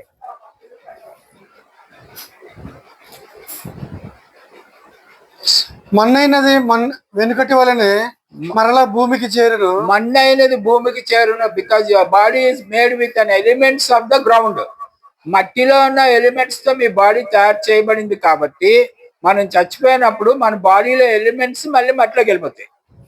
అది రాశారు అక్కడ. రెండో పాయింట్ ఏం రాశాడు సార్? ఆత్మ దాన్ని దయచేసిన దేవుని యొద్దకు మరలా పోవును. దాన్ని దయచేసిన పంపించాడు. పైన ఉన్నది ఇందాక ముస్లిమ్స్ వాళ్ళు ఏం చెప్పారు, పైన చాలా ఆత్మలు ఉంటే ఒక్కొక్కటి పంపిస్తాడు ఒక్కొక్క మనిషిలోకి అని చెప్పి రాశారు. అది కాదు, దాన్ని దయచేసిన అంటే దేవుడు మన మీద దయ కలిగి ఇక్కడ ఉన్న అట్మాస్ఫియర్ లో ఉన్నటువంటి ఆక్సిజన్ ని, నైట్రోజన్ ని, వాటిని మన ముక్కులోకి పంపించాడు. మన టైం ప్రకారం అది పీల్చుకోవడం వదలడం చేస్తూ ఉన్నంత కాలం మనం బతికే ఉంటాం, ఆ తర్వాత చచ్చిపోతాం. అది దేవుడు ఇచ్చాడు కాబట్టి దేవుడు తీసేసుకున్నాడు అంటాడు. ఆకలి మనిషి చచ్చిపోయినప్పుడు ఆకర్షం అన్ని వదిలేస్తాడు ఊపిరి. ఆడు ఒకసారి లాస్ట్ బ్రీత్ చేసేసిన తర్వాత మనం ఎంత పంపు కొట్టినా వాడు ఇంకా బ్రీత్ తీసుకోడు. మీరు చూసే ఉంటారు, ఈ రోడ్డు మీద యాక్సిడెంట్లు అయినప్పుడు పోలీసులు ఆడి ఛాతి మీద వేసి నొక్కుతా ఉంటారు. ఏమంటారు దాన్ని, ఏదో అంటారు కదా, సిపిఆర్. ఆ సిపిఆర్ చేస్తా అంటారు. అదృష్టం ఉంటే ఒకవేళ ఆడు గుండె పూర్తిగా ఆగిపోకుండా ఉంటే మళ్ళీ సిపిఆర్ లో పికప్ చేసుకుంటాడు. ఒకవేళ మొత్తం పోయింది అనుకోండి, ఇంకంత సంగతి, 1 అవర్ ఏం చేయలేడు. కాబట్టి మీరు గమనించాలి, ఈ కొటేషన్ దానికి సంబంధించింది, ఎక్లీషియాసిస్. అయితే spirit shall return to the God అంటాడు కదా, ఏ స్పిరిట్ దేవుని దగ్గరికి వెళ్ళిపోతుంది అంటాడు? Does the spirit the breath have hands and legs and wings and fly back to God? వాళ్ళు చూడండి ఎంత ఏమంటారు దీన్ని, జోవియల్ గా మాట్లాడుతున్నారు. ఆత్మ దేవుని దగ్గరికి వెళ్ళిపోతుంది అని రాశాడు కదా అక్కడ. అంటే ఆ ఆత్మకి కాళ్ళు చేతులు అన్ని ఉంటాయా? కాళ్ళు, ఓకే. కాబట్టి మనకి ఇప్పుడు స్పిరిట్ అంటే ఏంటి అర్థమైంది, ఇందాక సోల్ అయింది కదా, ఇప్పుడు స్పిరిట్ అనగా బ్రీత్. ఈ బ్రీత్ కి కాళ్ళు చేతులు ఉంటాయా, పైకి వెళ్ళిపోతుందా అనే భావన మనం కలిగి ఉన్నాం కదా. కాబట్టి మనం ఈ స్పిరిట్ ని మన సినిమాల్లో చూపించినట్టు, టీవీలో చూపించినట్టు భావించకూడదు. దానికి కాళ్ళు చేతులు ఏమీ ఉండదు, తలకాయ ముక్కు నోరు ఏమీ ఉండదు, అది పైకి వెళ్ళిపోవడం ఏమీ ఉండదు. ఎక్కడి నుంచి దేవుడు దాన్ని తీసుకుని మన నాసికారంధ్రములో ప్రవేశపెట్టాడో అక్కడికే వెళ్ళిపోతుంది. అది అర్థం చేసుకోండి. దేవుడు మన నాసికారంధ్రముల్లో గాలిని ఊదగా అని చెప్పినప్పుడు గాలి ఎక్కడి నుంచి తీసుకున్నాడు ఆయన చెప్పాడు ఏమిటి? ఆ చుట్టుపక్కల ఉన్న దాని నుంచి తీసుకుని ఉంటాడు మోస్ట్ ప్రాబబ్లీ. అక్కడికే వెళ్ళిపోతుంది. దేవుడు సర్వాంతర్యాం కాబట్టి ఆయన దగ్గరికి వెళ్ళిపోయిందంటే పైకి వెళ్ళిపోయిందని అనుకోవడానికి లేదు. కాబట్టి లేఖనం ఆ విధంగా చెప్తుంది. ఇప్పుడు మనం ఇంకొక వాక్యానికి వెళ్ళి చూద్దామండి. యోబు గారు ఈ బ్రీత్ గురించి ఏం చెప్పాడో, ఊపిరి గురించి ఆయన ఏమన్నాడో యోబు 27:3. యోబు 27:3 మన నాసికారంధ్రములో ఉన్నది ఏమిటో చెప్తున్నాడు ఆయన. 27:3 చిన్న మాటే, చదవండి. నా న్యాయమును పోగొట్టిన దేవుని జీవము తోడు, నా ప్రాణమును వ్యాఖ్యలపరిచిన సర్వశక్తిని తోడు. చదవండి సార్. నిశ్చయముగా నా పెదవులు అబద్ధం పలుకుటలేదు, నా ముక్కులో గాలి ఉంది అని చెప్పాలి. ఆ పాయింట్కి రా. నా ఊపిరి ఇంకను నాలో పూర్ణముగా ఉండుటను బట్టి దేవుని ఆత్మ నా నాసికారంధ్రములో ఉండుటను బట్టి. అది 2లో ఉంది, 3లో కాదు. దేవుని ఆత్మ నా నాసికారంధ్రములో ఉన్నది. సో ఇప్పుడు దేవుడు ఏమై ఉన్నాడు? దేవుని ఆత్మ, దేవుని శక్తి నా నాసికారంధ్రములో ఉన్నది. అంటే నా నాసికారంధ్రములో యాక్చువల్లీ ఏముంది? మన నాసికారంధ్రాల్లో గాలి కదా ఉంది. అది దేవుని శక్తి. ఆ దేవుని శక్తి పోయిన తర్వాత ఎవరు దాన్ని ఎక్కించలేరు. ఒకవేళ అది లేకపోతే ఎవరు దాన్ని ఇన్సర్ట్ చేయలేరు.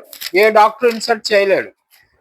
ఉన్నదాన్ని మెయింటైన్ చేయడం అయితే డాక్టర్లు చేయగలుగుతారు, కానీ అది లోపల పెట్టడం కానీ నాసికారంధ్రంలో ఇది ఆపరేట్ అవ్వడం కానీ ఇందులో నుంచి ఆపరేషన్ ఆపేశాక మళ్ళీ ఆపరేషన్లోకి తీసుకురావడం కానీ మన వల్ల కాదు. అది మనం సాధించిన రోజున నిజంగా మనం గ్రేట్ సైంటిస్ట్ అయినట్టే లెక్క. మనిషి గొప్ప సైంటిస్ట్. ఎవరు సైంటిస్టులు ఏం చావు లేకుండా మనిషిని బతికించాలని ప్రయత్నం చేస్తున్నారు కదా, అక్కడ వాళ్ళు సక్సెస్ అయినట్లు లెక్క. ఇప్పుడైతే మాత్రం లేదు. అయితే ఇప్పుడు ఒక క్లియర్ గా ఈ ఒరిజినల్స్ లో ఏం రాశారో చూద్దాం. అంటే మన తెలుగు బైబిల్లో ఎలా రాశారండి, అందువల్ల మాకు ఇలాగ అనుకుంటున్నామండి, ఇంగ్లీష్ బైబిల్ చెప్తే మాకు ఎలాగవుతుంది, అది కరెక్టా ఇది కరెక్టా అని మీరు అనుకోవచ్చు. ఇప్పుడు నేనేమో కింగ్ జేమ్స్ వర్షన్లో వర్సెస్ అన్ని చూపించి అది కరెక్ట్ అని నేను అంటున్నాను. మీరేమో ఆల్రెడీ తెలుగు బైబిల్లో చదివేసుకుని కంఠస్థాలు చేసేసి ఇది కరెక్ట్ ఎందుకు కాదు అని మీరు వాదిస్తున్నారు. కాబట్టి ఏది కరెక్ట్ అనేది తెలుసుకోవాలంటే మనం ఒరిజినల్కి వెళ్ళాలి. ఒరిజినల్ గా మన బైబిల్ ఎక్కడి నుంచి తీసుకున్నారు? ఓల్డ్ టెస్టిమెంట్ ని హీబ్రూ భాషలో నుంచి తీసుకున్నారు, న్యూ టెస్టిమెంట్ ని గ్రీక్ భాషలో నుంచి తీసుకున్నారు. అక్కడ ఉన్నాయి ఒరిజినల్ బైబిల్స్ ఆ భాషలో. సో అక్కడ ఏం రాస్తారో మనం తెలుసుకుంటే క్లియర్ గా అయిపోతుంది. కాబట్టి ఇప్పుడు చూద్దాం, సోల్ అనే మాట గురించి చూద్దాం. సోల్ అనే మాట మనిషి శరీరాన్ని సూచిస్తుంది కదా, దాన్ని నఫీష్ అంటారు హీబ్రూ భాషలో. చూడండి స్క్రీన్ మీద ఉంది, స్పెల్లింగ్ కావాలంటే రాసుకోండి. నఫీష్ అంటారు హీబ్రూ భాషలో. గ్రీక్ భాషలో సుకి అంటారు.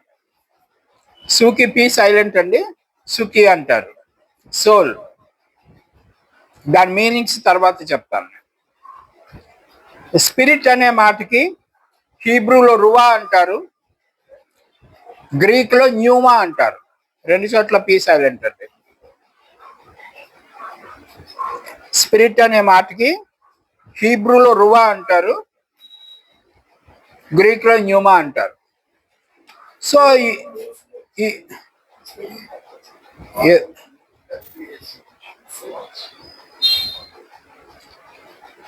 ఈ రెండు భాషల్లో ఇవి రెండు వేరు వేరు పదాలు.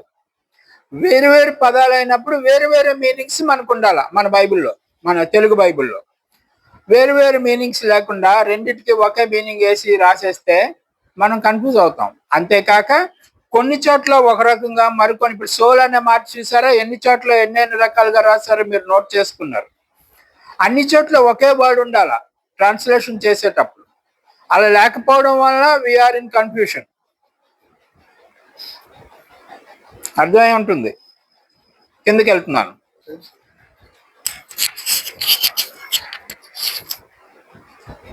ఇప్పుడు ప్రసంగి వెళ్ళి కొంచెం సుదీర్ఘంగా ఉంది కొటేషన్, చూద్దాం. ప్రసంగి 3వ అధ్యాయంలో 18 నుంచి 21 వరకు చూడు.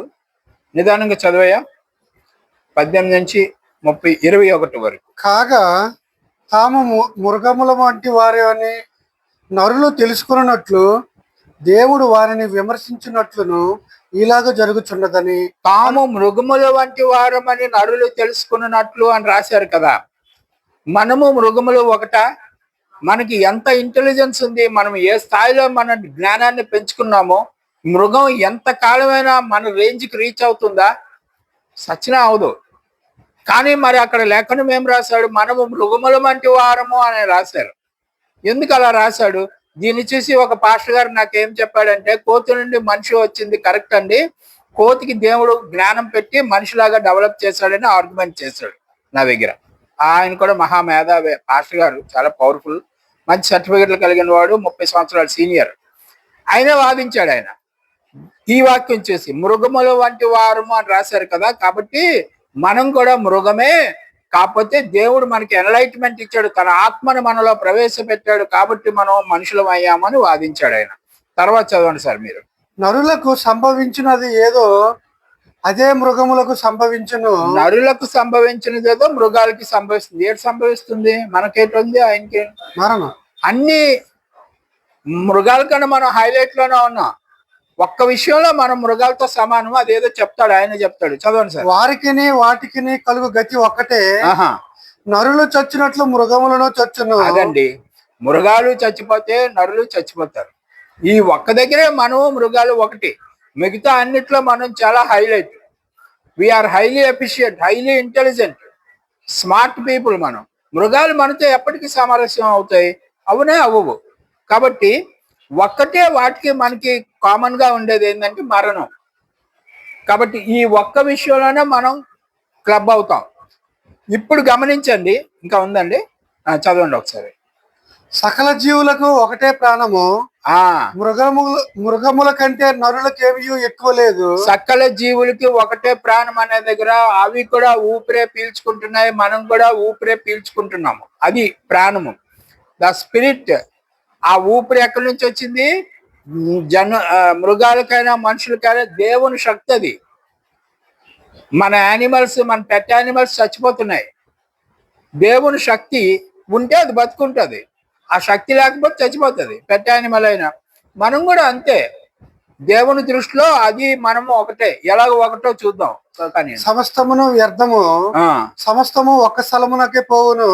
ఒక్క స్థలము, ఆ స్థలం ఏది? కుక్క చచ్చిపోయింది అనుకోండి, మనం పెంచుకుంటున్న కుక్క ఎక్కడ పెట్టేస్తాం? మట్టిలో వేసేస్తాం దాన్ని. మనం చచ్చిపోతే అదే మట్టిలోకి వెళ్ళిపోతాం. సో మన ఇద్దరికి స్థలం అదే. దానికి, మా కుక్కకి నాకు ఊపిరి ఒకటే. దేవుడు దానికి ఊపిరిస్తే కుక్క బతుకుంది, నాకు ఊపిరి ఇచ్చాడు, నేను బతుకున్నాను. దేవుడు తీసిస్తే అది చచ్చిపోతుంది, నేను చచ్చిపోయాను. ఫినిష్, ఇంకా అయిపోయిందండి. సమస్తము మట్టిలో నుండే పుట్టెను, సమస్తము మట్టికే తిరిగిపోవును.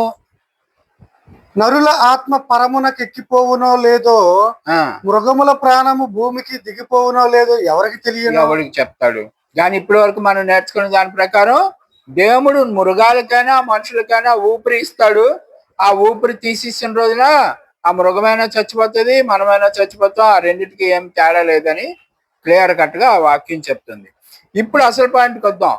ఈ ఈ సోల్ అంటే ఏం రాసాం ఇందాక మనం? ప్రాణము, బ్రీతింగ్ యానిమల్, లేకపోతే బ్రీతింగ్ క్రియేచర్ అంటారు. Living body. Living body, dead body కాదు అది. అది మృగమైన మనిషి అయినా లివింగ్ బాడీని మాత్రమే సోల్ అంటాం మనం. లివింగ్ బాడీని మాత్రం, చలిస్తున్న శరీరాన్ని మాత్రమే సోల్ అనాలి. చలిస్తున్న శరీరము, అది సోల్. మనం అనుకుంటున్న దయ్యం కాదు. మరి దాన్ని తెలుగులో ఏం చెప్పాలో తెలియదు.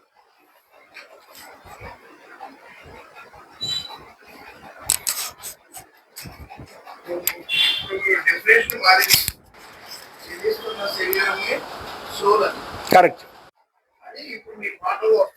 కరెక్ట్ అండి.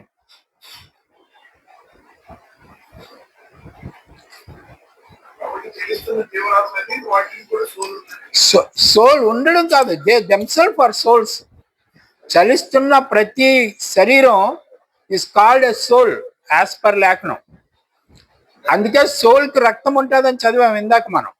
సోల్ మీన్స్ మనం అనుకుంటున్న ఆత్మ కాదు, ఏ బ్రీతింగ్ క్రియేచర్ అని ఉంటుంది. మీరు స్ట్రాంగ్స్ డిక్షనరీలోకి వెళ్ళి చూడండి. సోల్ కి ఏం రాశారంటే, సోల్ ఇందాక మీరు హెబ్రీలో ఏం రాశారు? సోల్ కి రాసుకున్నారు కావాలా మీరు? ఏమండి? మట్టి నుంచి చెప్పండి.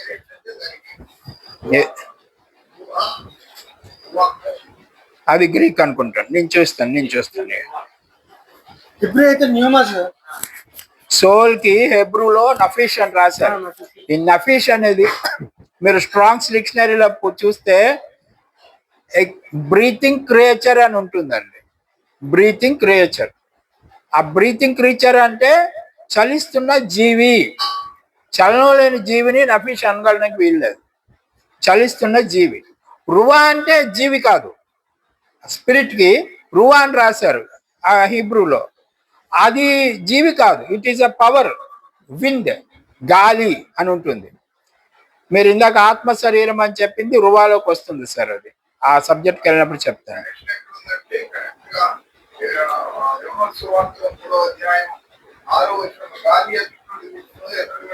అది ఆత్మ శరీరం, అవునండి. అది ఒరిజినల్లో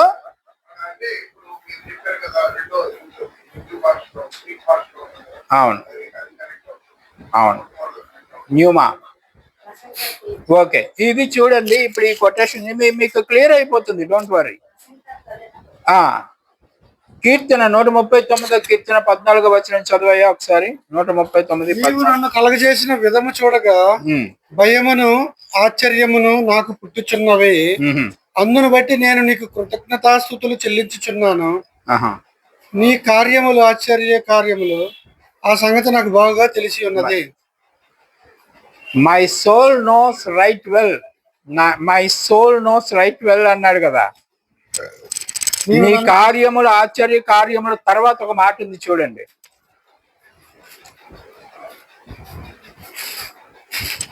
నేను రహస్యమందు పుట్టినవాడనా?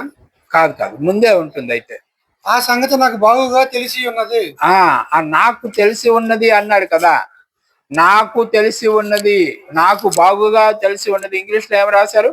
My soul know right well, my soul knows right well. English తెలిసిన వాళ్ళకి క్లియర్ గా అర్థం అవుతుంది. నా ఆత్మకి అన్ని ముందే తెలుసు, బాగా అర్థం చేసుకున్నాను. ఆ ఆత్మ అనే దగ్గర నా అని రాశారు. లివింగ్ బాడీ, లివింగ్ బాడీ అని రాశారు. ఎందుకు అట్లాగా ఆశ్చర్యం కలుగుతుంది అంటే, ఈ అస్థిపంజరం బొమ్మ వేశారు చూడండి పక్కన. ఆ లిగ్మెంట్స్ ని కనెక్ట్ చేయడం అవన్నీ హెచ్కెల్ గ్రంథంలో ఉంటుంది, 37వ అధ్యాయంలో కదా ఉంటుంది. ఎలాగా దొమ్ములు బోన్స్ రెండు ఎలా అతుక్కుంటే దాని మీద చర్మం ఎలా వస్తుంది, మాంసం ఎలా వస్తుంది, ఇవన్నీ తయారు చేయబడింది. అవన్నీ చూడగా ఇతనికి భయం వేస్తుంది అంట. అంటే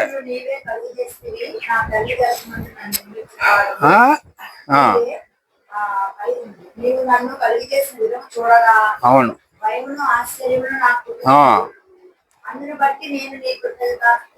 చెల్లిస్తున్నాడు అది.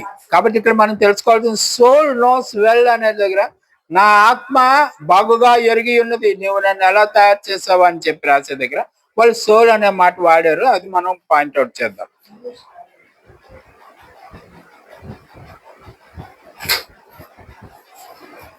కాబట్టి ఈ శరీర నిర్మాణం గురించి బాగా వివరణ ఇచ్చారు. ఇదంతా మనకు అవసరం లేదు, మనం ఆత్మ గురించి మాట్లాడుకుంటున్నాం. యోబు 10:10 చదివయ్యా ఒకసారి.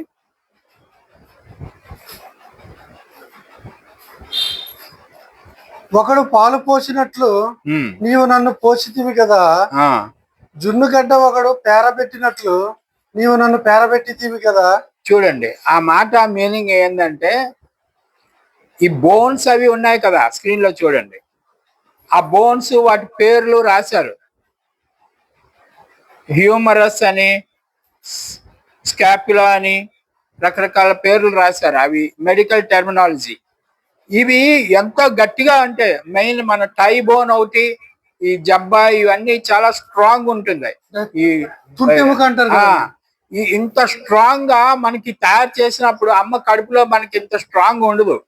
అమ్మ కడుపులో మనం పోసేదేంటి, మనం బయటికి తీసేదేంటి, ఒకసారి ఆలోచించండి. మనం వేసేదేంటి, మనం తీసేదేంటి, అదే చెప్తున్నారు అక్కడ. పాలు పోస్తే ఏమైంది? జున్ను వచ్చింది. పాలు పోస్తే జున్ను అయ్యింది. ఎలా అయ్యింది మనకు తెలియదు. మనం లోపల వేస్తున్నది వేరు, బయటకు తీస్తున్నది వేరు. అమ్మ కడుపులో వేసేది వేరు, అమ్మ కడుపు నుంచి బయటకు వచ్చేది వేరు. ఇంత స్ట్రాంగ్ స్కల్, స్ట్రాంగ్ బాడీ మన అమ్మ కడుపులో తయారైన దాంట్లో నుంచి వచ్చింది. ఇవన్నీ పెట్టాడా మా నాన్న లోపల? ఏమి స్ట్రాంగ్ ఏం పెట్టలేదు. పాలు పోస్తే పెరుగు వచ్చింది అంటున్నాడు. ఇంకోటి ఏదో చీజ్ రావడానికి జున్ను వచ్చిందంట. అవి ఎలాగవుతున్నాయో అలాగనే దేవుడు మనల్ని తయారు చేశాడు. ఆ తయారు చేసిన విధము చూడగా నాకు భయం వేసింది అని చెప్తాడు. So God is that much of powerful creator. Okay, 11వ వచనం చూడండి ఒకసారి. అక్కడే సార్, అక్కడే 10-11. చర్మముతోను మాంసముతోను నీవు నన్ను కప్పితివి, చూసారా? ఎముకలతోను నరములతోను నన్ను సంధించితివి. అవునండి, ఇవన్నీ కూడా. అంతేకాక లంగ్స్, ఊపిరితిత్తులు ఎలా తయారు చేస్తాడు దేవుడు. దాని టెక్నాలజీ మనం ఎవరైనా మంచి డాక్టర్ దగ్గర పోతే చెప్తాడు. ఆ ఊపిరితిత్తులే యూట్యూబ్ లో కానీ గూగుల్లో కానీ అడగండి, మీరు చెప్తారు. ఊపిరితిత్తులు అవి పని ఎలా చేస్తాయి, దాని లోపల మెటీరియల్ ఎలా ఉంటుంది, దాని సర్క్యులేషన్ ఎలా ఉంటుంది. ఊపిరితిత్తుల్లోకి మనం పంపించే ఈ గాలి, ఊపిరి పీల్చుకుంటున్నాం, అందులో నుంచి ఆక్సిజన్ సపరేట్ చేసేస్తుంది. అది కార్బన్ డైఆక్సైడ్ సపరేట్ చేస్తుంది. ఆ ఆక్సిజన్ ని తీసుకొచ్చి వేరే లైన్ లో బ్లడ్ వస్తే ఆ బ్లడ్ లోకి ఆక్సిజన్ మాలిక్యూల్ ని బ్లడ్ మాలిక్యూల్ లోకి ఎక్కిస్తుంది. ఈ ఇంత టెక్నాలజీ మనం ల్యాబొరేటరీలో చేయడానికి బోల్డ్ మిషనరీ కావాలి. అది ఎవరికైనా హార్ట్ ఆపరేషన్ చేసినప్పుడు ఆ హార్ట్ లైన్స్ తీసుకెళ్లి మిషన్కి ఇస్తారు, గుండె ఆపేస్తారు కదా, ఆ మిషన్ చేస్తా ఉంటుంది ఆ పనులన్నీ. అవన్నీ చిన్న లంగ్స్ చేసేస్తాయి. మనమేమో కోడి మాంసం లంగ్స్, మేక మాంసం లంగ్స్ తెచ్చుకుని వండుకుని తినేస్తాం. ఆ లంగ్ లో ఎంత టెక్నాలజీ పెట్టాడు దేవుడు, మన అర్థం కాదు. లివర్, ఇంటెస్టైన్స్, పేగులు, కళ్ళు, చెవులు, కిడ్నీలు, హార్ట్, ఎంత మన ఆశ్చర్యం, మన తలమునకలు అయిపోవాలి దేవుడు మనల్ని చేసిన విధానం చూడగా. 206 బోన్స్ ఉంటాయట మన శరీరం మొత్తం మీద.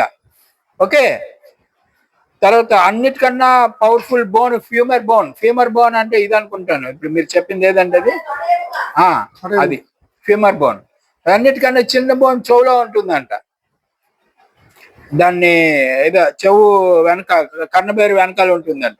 మన చర్మం మొత్తం 20 స్క్వేర్ మీటర్లు ఉంటుంది, స్క్వేర్ ఫీట్ ఉంటుంది. ఎస్ఎఫ్టీ 20 ఎస్ఎఫ్టీ ఉంటుంది. ఏంటి చర్మం అంతా ఒలిసి పరిశీసం అంటే 50 లక్షల వెంట్రుకలు ఉంటాయంట మన బాడీలో. 650 మజిల్స్ ఉంటాయంట, కండరాలు. 100 జాయింట్లు ఉంటాయంట. 60,000 మైళ్ళ నరాలు ఉంటాయంట. 60,000 మైళ్ళు ఒక మనిషికి. ఇవన్నీ 30 మిలియన్ నర్వ్ సెల్స్ ఉంటాయి. 30 మిలియన్ అంటే 1 మిలియన్ 10 లక్షలు అండి. అంటే అదే 3,000 కోట్లు నర్వ్ సెల్స్ మన బాడీలో ఉంటాయి. 9,000 టేస్ట్ బడ్స్ ఉంటాయి నాలుక మీద. 9,000. ఈ సైన్స్ చెప్తున్న ఈ మాటలన్నీ వింటే దేవుడు మనల్ని ఇంతలాగా చేశాడా అని. ఇంకా కాదు, 40 లక్షల రిసెప్టర్స్ ఉంటాయట మన శరీరం మీద. చిన్న దోమ కరిస్తే టక్కని మనకు తెలిసిపోతుంది కదా. ఎక్కడ దోమ కరిసింది, కాలు కింద అడుగు భాగంలో ఏదో అయ్యింది, ముళ్ళు గుచ్చుకుందని తప్పని తెలిసిపోతుంది. ఆ రిసీవర్స్ అక్కడ నుంచి ఆ సిగ్నల్ ఇక్కడికి వెళ్ళిపోతుంది, వెళ్ళి చెప్తుంది అక్కడ ఏదో అయ్యిందిరా, ముళ్ళు ఏదో గుచ్చుకుంటుంది నీకని. ఇలా చెప్పడానికి ఆ రిసెప్టర్స్ అంటారు. అవి మన బాడీ మొత్తం మీద 40 లక్షలు ఉన్నాయంట, 40 lakhs. వీటిలన్నిటికీ హెడ్ క్వార్టర్స్ ఏది? బ్రెయిన్. అది దేవుని ప్రణాళికాబద్ధంగా మనల్ని ఎంత గొప్పగా తయారు చేసాడు చెప్పడానికి ఇవన్నీ రాయడం, జరపడం అన్ని చూపిస్తాడండి. అయితే ఇవన్నీ కూడా ఇలా ఉంచండి. మన సైన్స్ టెక్నాలజీలోకి వెళ్ళిపోతున్నాం. మళ్ళీ ఇందులోకి వచ్చేద్దాం. ఆదికాండం 3:4 మాట ఉంటుంది, అందుకు సర్పము మీరు చావనే చావరు అని చెప్పింది కదా. ఇది దేవుడు ఏం చెప్పాడంటే, ఇంత టెక్నాలజీతో తయారు చేశాడు కదా మన బాడీ. తయారు చేసి ఇందాక నేను చెప్పినట్టు ఒక పచ్చిక బయలులో పడుకోబెట్టాడు ఈ బాడీని. ఈ బాడీలో పడుకోబెట్టిన తర్వాత ఆయన దానిలో నాసికారంధ్రంలో గాలి ఊదితే అది యాక్టివేట్ అయ్యింది. అప్పటి వరకు యాక్టివేట్ అవ్వలేదు. సో ఇప్పుడు ఈ గాలి దేవుడు తీసిస్తే మళ్ళీ ఇదంతా డెడ్ బాడీ అయిపోతుంది. ఓకే, కాబట్టి ఆ మాట చెప్పాడు. నేను చెప్పిన మాట మీరు వినకపోతే మీరు చచ్చిపోతారని చెప్పాడు. ఎవరు? దేవుడు. కానీ సైతానుడు ఏం చెప్పాడు వచ్చి, మీరు చావనే చావరు అని చెప్పాడు. ఈ చావనే చావరు అనే మాట ఎందుకు మనం అంత ఇంపార్టెంట్ నేర్చుకోవాలి అంటే, ఈ మాట చెప్పినాడు ఎవడు? సైతానుడు చెప్పాడు. వాడు దేవుడు చేసేదానికి అన్ని వ్యతిరేకమైనవి చెప్తాడు. దేవుడు బతుకుతారు, నిత్యం బతకడానికి కదా మిమ్మల్ని తయారు చేశాడు. ఆదాముని తయారు చేసినప్పుడు చచ్చిపోవడానికి తయారు చేయలేదు. 50 లక్షల సంవత్సరాలైనా వాడు బతికే ఉంటాడు. వయసు పెరగదు, 30 ఏళ్ళే. 50 లక్షల సంవత్సరాలు అయిపోయినా ఏజ్ పెరగదు, అంతే ఉంటాడు. అలా ఉండడానికి దేవుడు ఆయన్ని తయారు చేయగా వాడు ఏదో తప్పు చేశాడు, మొత్తానికి మరణం కొని తెచ్చుకున్నాడు. ఇప్పుడు ఈ మరణం తెచ్చుకోక మునుపు వీడేం చెప్పాడు? అసలు మరణం తెచ్చుకోవడానికి వాడు వేసిన టాబ్లెట్ మెయిన్. ఎవరు? సైతానుడు. వాడు ఏం చెప్తాడు? నువ్వు చావనే చావు అని చెప్తాడు. అది చెప్పింది ఆ పండు ఏదో తింటే నువ్వు చావనే చావు అంటే వీళ్ళు నమ్మేసి అది తప్పు చేయడం జరిగింది. కాబట్టి ఇప్పుడు చావనే చావు అనే పాయింట్ మనకెందుకు అంత ఇంపార్టెంట్ అంటే, ఒకసారి చూడమ్మా 2వ అధ్యాయం 16-17 వచనాలు. ఆదికాండం 2 16-17. మరియు దేవుడైన యెహోవా ఈ తోటలోనున్న ప్రతి వృక్ష ఫలంలో నీవు నిరభ్యంతరముగా తినవచ్చును. అయితే మంచి చెడ్డల తెలివినిచ్చి వృక్ష ఫలములను తినకూడదు. నీవు వాటిని తిను దినమున నిశ్చయముగా చచ్చేతవని నరునికి ఆజ్ఞాపించాను. ఇప్పుడు నీవు నీవు నీవు అని చెప్తున్నాడు కదా ప్రతి చోట. ఆ నీవు నీవు దగ్గర ఇంగ్లీష్ బైబిల్లో సోల్ సోల్ సోల్ అని చెప్తా అంటాడు. ఈ కమాండెడ్ ఏ బ్యాన్ అనే దగ్గర కమాండెడ్ ఏ సోల్ హీబ్రూ బైబిల్లో అలా ఉంటుంది అనమాట. అలాగనే ఇంకో చోట you shall not eat it అనే దగ్గర యూ అనేది soul, your soul shall not eat it అనమాట. అలాగే ప్రతి చోట సోల్ సోల్ అని రాశాడు. ఒకవేళ నువ్వు కానీ తినేస్తే యూ లూజ్ యువర్ సోల్, నీ శరీరాన్ని నువ్వు కోల్పోతావు. మళ్ళీ నేను ఇచ్చింది నా దగ్గరకు వచ్చేస్తుంది, ఆ శరీరం ఎక్కడి నుంచి వచ్చిందో అక్కడికి వెళ్ళిపోతుంది.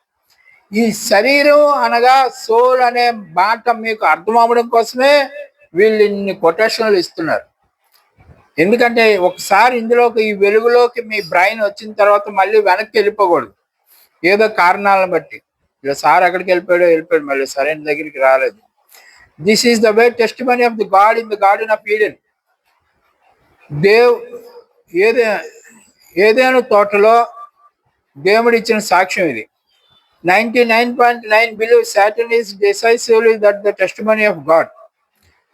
దేవుడు చెప్పిన నువ్వు నిశ్చయంగా చచ్చిపోతావని దేవుడు చెప్పిన మాటను విస్మరించి నిశ్చయంగా నేను బ్రతికే ఉంటావు అని చెప్పి సైతాను మాటని ఈ రోజు వరకు మనం నమ్ముతున్నాం గట్టిగా. అయ్యగారు మీరు బయటికి వెళ్ళినప్పుడు మేము చెప్పుకున్న విషయం ఇదే సార్. మళ్ళీ మీకోసం ఒకసారి చెప్తున్నాను. ఆదికాండం 3:4 సైతాన్ చెప్పింది నీవు నిశ్చయముగా చావవు అని చెప్పాడు. దేవుడు ఏం చెప్పాడంటే నిశ్చయముగా చచ్చిపోతావు అని చెప్పాడు. ఇన్ని సంవత్సరాల తర్వాత కూడా ఇంత మనం నాలెడ్జ్లో అభివృద్ధి చెందినా కానీ మనం నిత్యము చావము అని సైతానుడు చెప్పిన మాటనే నమ్ముతున్నాం కానీ నీవు నిత్యంగా చచ్చిపోతావు అని దేవుడు చెప్పిన మాటని నమ్మడం లేదు. ఎందుకు నమ్మడం లేదు? మనం సైతాన్ మాటని ఎలా నమ్ముతున్నాం అనేది మీకు డౌట్. ఎలా నమ్ముతున్నాం అంటే ఆత్మ నిత్యము జీవించే ఉండును అని నమ్ముతున్నారు. ఆత్మ నిత్యము జీవించే ఉండును అని మీరు నమ్మినంత కాలం మీరు ఏం నమ్ముతున్నారు? సైతానుడి మాట నమ్ముతున్నారు.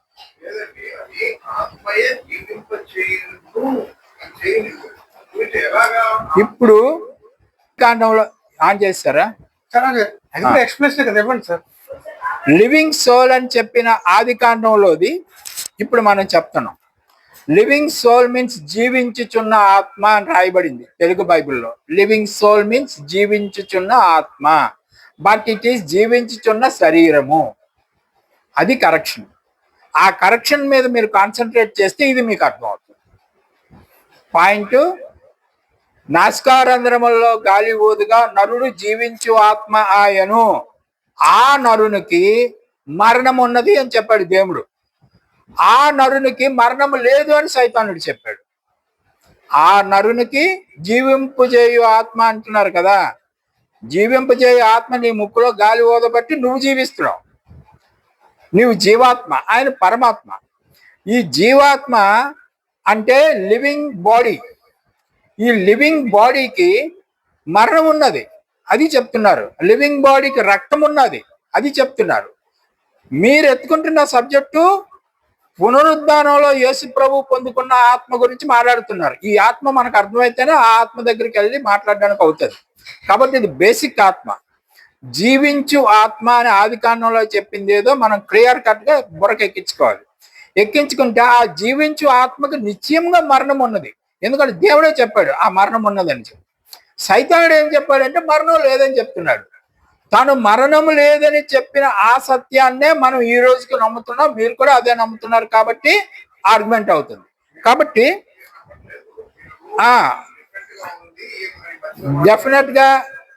డిఫరెంట్ గా ఉంది కాబట్టే మనకి అసలు నీళ్ళు నేర్చుకోవాల్సి వచ్చింది.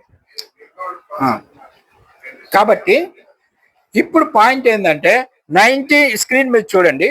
99.9% believe the Satan, disbelieve that testimony of God. దేవుడు ఇచ్చిన సాక్ష్యానికి మించి సైతాన్ ఇచ్చిన సాక్ష్యాన్ని మనం నమ్ముతా ఉన్నాం ఈ రోజు వరకు. ఎందుకంటే ఆత్మ నిత్యము జీవించును అనే సబ్జెక్ట్ ఎవడు చెప్పాడు? సైతానుడు చెప్పాడు, దేవుడు చెప్పలేదు. ఆత్మ నిశ్చయముగా చచ్చిపోతుందని చెప్పి దేవుడు చెప్పాడు.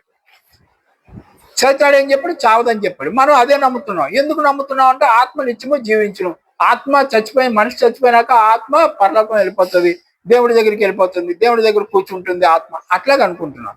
కానీ ఇప్పటి వరకు మనం చదువుకున్న లేఖనాలు అన్నింటిలో ఆత్మ అంటే శరీరము అని చదువుకున్నాం, సోల్. అందుకని ఇంగ్లీష్ బైబిలే ఫాలో అవ్వాలి ఈ సబ్జెక్ట్ మీదకి వచ్చినప్పుడు. Soul is always use death. యెషయా 5:20 చదువుదాం. యెషయా 5:20 చదవమా. 5:20 యెషయా. కీడు మేలనియు ఆ, మేలు కీడనియు ఆ, చెప్పుకొని చీకటి వెలుగనియు ఆ, వెలుగు చీకటనియు అవును. ఎంచుకొని వారికి శ్రమ, చేదు తీపనియు తీపి చేదనియు ఎంచుకొని వారికి శ్రమ. ఇది ఎందుకు రాశారు ఇక్కడ? ఇప్పుడు మనం ఆర్గ్యుమెంట్ చేసుకుంటున్న సబ్జెక్ట్ ఇదే. వెలుగు చీకటి అని చెప్పుకుంటున్నాం, చీకటిని వెలుగు అని చెప్పుకుంటున్నాం. మరణిస్తావురా బాబు అని చెప్పింది మరణించము అని నేర్చుకుంటున్నాం. మరణించము అనే దాని దగ్గర మరణిస్తాము అని నేర్చుకుంటున్నాం. వెలుగుని చీకటి అనుకుంటున్నాం, చీకటిని వెలుగు అనుకుంటున్నాం. ఇలాగా అనుకున్నట్టు వల్ల శ్రమ, అది శ్రమ అని చెప్తున్నాడు అక్కడ. కాబట్టి 5:20.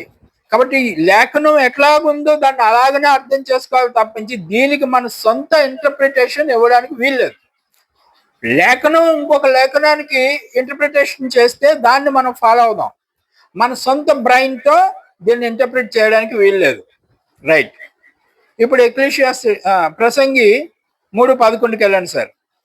దేని కాలమునందు ఆ, అది చక్కగా నుండినట్లు ఉమ్, సమస్తమును ఆయన నియమించి ఉన్నాడు. అవునండి. ఆయన శాశ్వత కాల జ్ఞానమును నరుల హృదయముందు ఉంచి ఉన్నాడు గాని దేవుడు చేయు క్రియలను పరిశీలనగా తెలుసుకున్నటకు అది చాలా కాల జ్ఞానము నరుల శాశ్వత కాల జ్ఞానమును నరుల హృదయమందుంచి ఉంచి ఉన్నాడు గాని ఆ, దేవుడు చేయు క్రియలను పరిశీలనగా తెలుసుకున్నట్టుకు అది చాలదు కదా.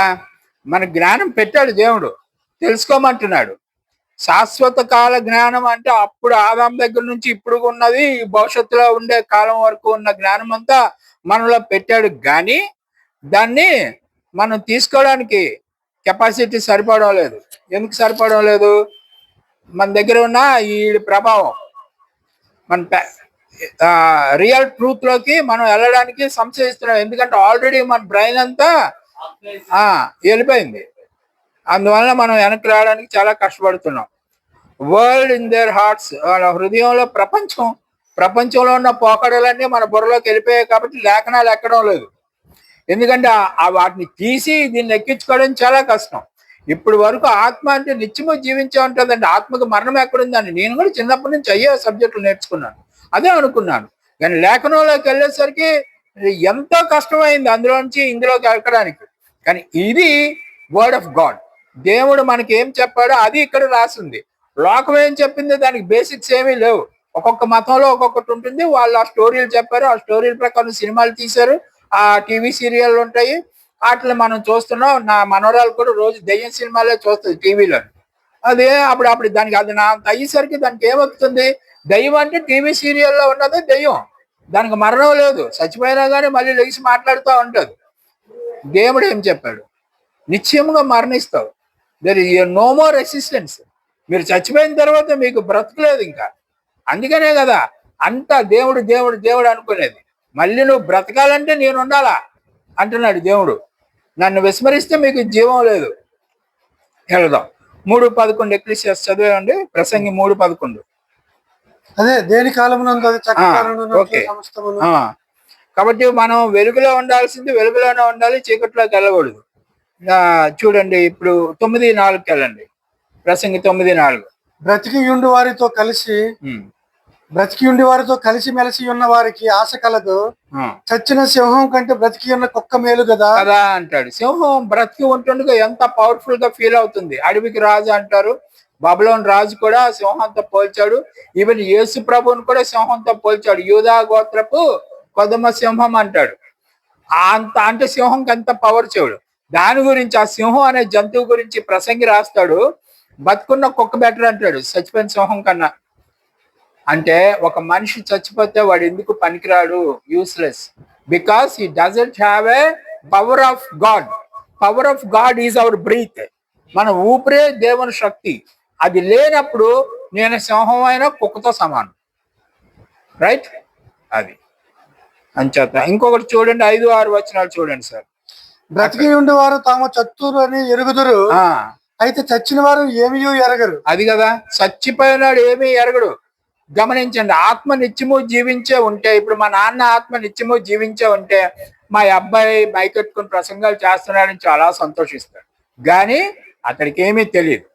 అదే కదా నువ్వు చదివే, ఇప్పుడు అతడికి ఏమి తెలియదు. ఇంకా చదవండి.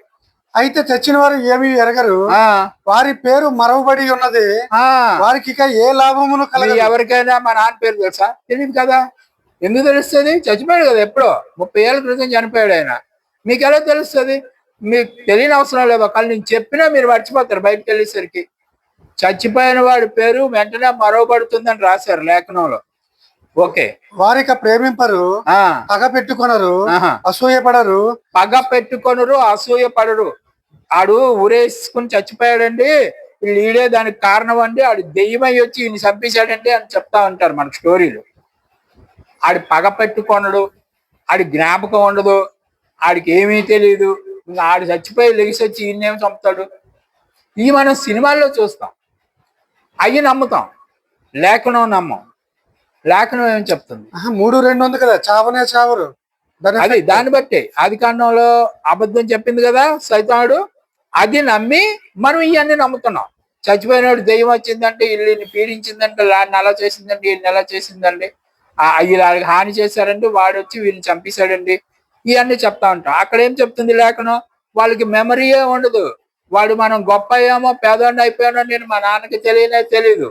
మా నాన్న నా మీద కోపగించుకోవడానికి, నా మీద పగ తీర్చుకోవడానికి, లేకపోతే నాకు అన్యాయం చేసిన హాని చేయడానికి అతను ఏమీ చేయలేడు. ఎందుకంటే అతను చనిపోయాడు. గోన్. సూర్యుని కింద జరుగు వాటిలో దేని యందును వారికి ఇక ఎప్పటికీ వంతు లేదు. వంతు లేదు. వాళ్ళు ఏం చేయలేరండి. They can't do. చచ్చిపోయాడు ఫినిష్ అంతే. They will lose their entity on the earth. భూమి మీద వారు ఉనికిని కోల్పోతారు. Right sir. 10వ అధ్యాయం 10వ వచనం చదవండి. అక్కడే 9-10. చేయుటకు నీ చేతికి వచ్చిన ఏ పనైనను నీ శక్తి లోపము లేకుండా చేయుము. నీవు పోవు పాతాళమునందు పని అయినను, ఉపాయమైనను, తెలివైనను, జ్ఞానమైనను లేదు. బతుకుంటుండగా ఏం చేస్తావో అదే బెటర్. చచ్చిపోయిన తర్వాత ఉపాయము అది ఎనీథింగ్, ఉపాయమైనను, తెలివైనను, ఏమి చేయలేరు సార్. మనిషి చచ్చిపోయిన తర్వాత ఈ కాంట్ డూ ఎనీథింగ్. మరి నిశ్చయంగా బతికే ఉంది అని ఆడు చెప్పాడు, ఇది అబద్ధమే కదా. గమనించండి, లేఖనాలే అవన్నీ మన బైబిల్లోనే రాసి ఉన్నాయి. అది వేరే బుక్ లో రాశారండి, ఇది వేరే బుక్ లో రాశారు. ఇది ఎలా నమ్ముతామండి అని మీరు అనడానికి వీలు లేదు. ఇది నమ్మితే అది నమ్మాలా, అది నమ్మితే ఇది నమ్మాలా. ఓవరాల్ గా మొత్తం అంతా నమ్మాలా. ఎందుకంటే ఇది దేవుడు చెప్పాడు. సైతానుడు ఇలా చెప్పాడని కూడా ఇక్కడనే రాసింది. నేను ఇలా చెప్తున్నాను అని కూడా ఇక్కడే రాసింది. మీరు ఏది తీసుకుంటారు? వాళ్ళు అదే తీసుకుంటారు. మాకు దెయ్యం అంటే మాకు చాలా ఇష్టం అంటే మేము అదే తీసుకుంటాం అంటే కుదరదు. కీర్తన 6:5 అదే విషయం చెప్తారండి. చచ్చిపోయినోడికి ఏం గుర్తులేదని చెప్తారు. మరణమైన వారికి నిన్ను గురించిన జ్ఞాపకము లేదు. దేవుని గురించిన జ్ఞానం కూడా ఉండదు. అంటే నేను ఏ మతంలో నుంచి చచ్చిపోయానన్న విషయం కూడా అడిగి తెలియదు చచ్చిపోయినోడికి. పాతాళములో ఎవరు నీకు కృతజ్ఞతాస్తుతులు చెల్లించుదురు? తెలియదు. ఓకే, 115కి వెళ్ళిపోండి. 115-17. 115-17. 115-17. మృతులను మౌన స్థితిలోనికి దిగిపోవు వారును యెహోవాను స్తుతింపరు. మృతులు మౌన స్థితిలోకి వెళ్ళిపోతారంట. అంటే సైలెంట్ అయిపోతారు. వాళ్ళు ఇంకేమీ చేయలేరు, ఎవరికేం చెప్పలేరు. మా పితరులు రాత్రి కళ్ళ కనబడి చెప్పారండి ఈవేళ ఇలా చెయ్యాలని అని చెప్తా ఉంటాం కదా. మా నాన్న కనిపించాడండి, గుడి కట్టమన్నాడు వీళ్ళు ఇక్కడ. మా తాతమ్మ కనిపించిందండి, వాళ్ళ మొక్కు తీర్చుకోమని చెప్పింది. నెవర్. వాళ్ళకి ఏం జ్ఞాపకం లేదంట, లేఖనం చెప్తుంది. కాబట్టి ప్రియమైన వారలారా, ఇవి అన్ని సత్యాలు లేఖనంలో ఉన్నాయి. ఇవి ఇలాగనే నమ్మాలి మనం. ఒకసారి వెళ్ళండి యోబు 7వ అధ్యాయం. మేఘము విడిపోయి అదృశ్యమగునట్లు పాతాళమునకు దిగిపోయిన వాడు మరి ఎప్పుడునూ రాడు. ఇక్కడ పాతాళము అంటే మళ్ళీ మనం వాళ్ళ నరకం, అగ్నిగంధకాలు, నూనెలో వేపడాలు అలాంటివి ఏం గుర్తు చేసుకోకండి. అవన్నీ సినిమాల్లో ఉంటాయి, బైబిల్లో అయ్యేముండవు. ఇక్కడ పాతాళం అంటే జస్ట్ సమాధి. పాతాళము అనే మాట దేని నుంచి ట్రాన్స్లేట్ చేయబడింది? అది ఈ హెల్ అనే ఇంగ్లీష్ మాట నుంచి ట్రాన్స్లేట్ చేయబడింది. ఈ హెల్కి ఒరిజినల్ లో ఏముంటుందంటే మట్టిలో కప్పేయడం అని ఉంటుంది. అది వచ్చినప్పుడు అది ప్రత్యేకమైన పాఠం ఉంది నరకం గురించి, అందులో మనం తెలుసుకుంటాం. పాతాళం అనే మాట అంటే భూమి కింద కొన్ని కిలోమీటర్ల కింద వెళ్ళే అదేం కాదండి, జస్ట్ 6 అడుగుల కిందకి గొయ్యి తవ్వేసి మనల్ని కప్పేస్తారు కదా, అదే పాతాళం, ఇంకేం కాదు. దట్ ఇస్ జస్ట్ హెల్. అది మన ఇల్లు, పునరుద్ధానం అయ్యే వరకు మనకు అదే ఇల్లు. అతడికి ఎన్నడను తన ఇంటికి రాడు, అతని స్థలము అతని మరలా నెరుగదు. అతని స్థలము అతనిని మరలా నెరుగదు, అది ఎరగదు అంటే తెలియదు. అతను ఎక్కడి నుంచి వెళ్ళాడో కూడా తెలియదు మళ్ళీ, అది పరిస్థితి. రైట్, ఇక్కడికి వెళ్ళండి 14:21. 14:21. వారి కుమారులు ఒకవేళ ఘనత వహించినను అది వారికి తెలియకపోవును, వారు ఒకవేళ అణిగిపోయినను అట్టి గతి వారికి పట్టెనని వారు గ్రహింపక, నేను గొప్ప అయినా నేను అడుగు తింటున్నా మా నాన్నకి ఏమీ తెలియదండి, అది విషయం. ఎందుకంటే ఆయన ఎప్పుడో చచ్చిపోయాడు, ఆయనకి జ్ఞాపకం లేదు, ఏం లేదు, ఆయన మట్టిలో పడి ఉన్నాడు. యోహాను 8:32 రండి సార్, కొత్త నిబంధనలోకి.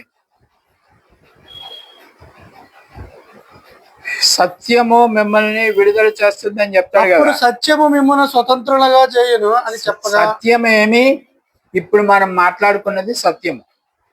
ఈ సత్యము మిమ్మల్ని దేని నుంచి విడుదల చేస్తుందంటే, you are in a state of confusion. ఆత్మ నిత్యము బతుకుంటుందా, ఆత్మ చచ్చిపోతుందా అనే దానికి మన కన్క్లూషన్ తెలియక పాఠం మొదలు పెట్టుకున్నాం.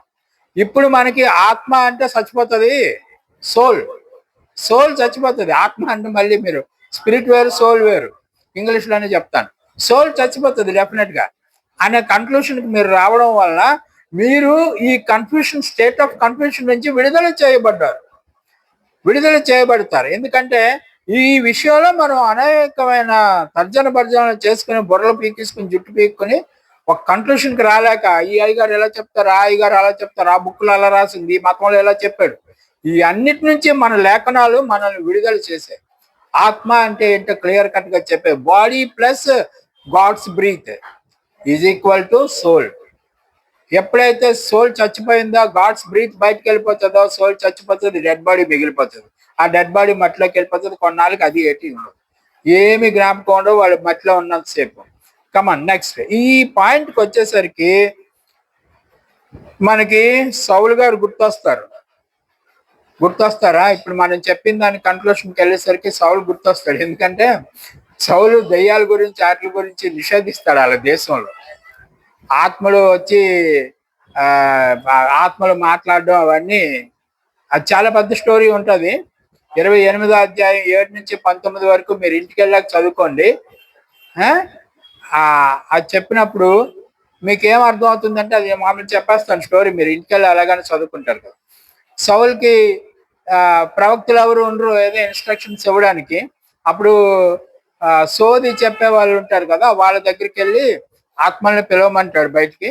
అప్పుడు వాళ్ళు పిలిస్తే సౌలు సమయంలో ఆత్మ వస్తుంది పైకి.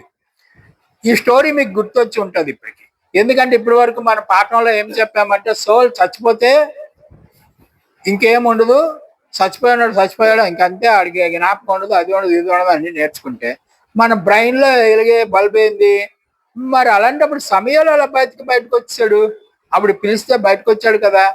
అతను మనకి అన్ని చెప్తాడు, స్టోరీ ఏదో చెప్తాడు, బయటకు వచ్చి ఆ డౌట్ వస్తుంది. మరి ఆ డౌట్ క్లియర్ అవ్వాలిగా. రైట్, అది అలా ఉంచుకోండి.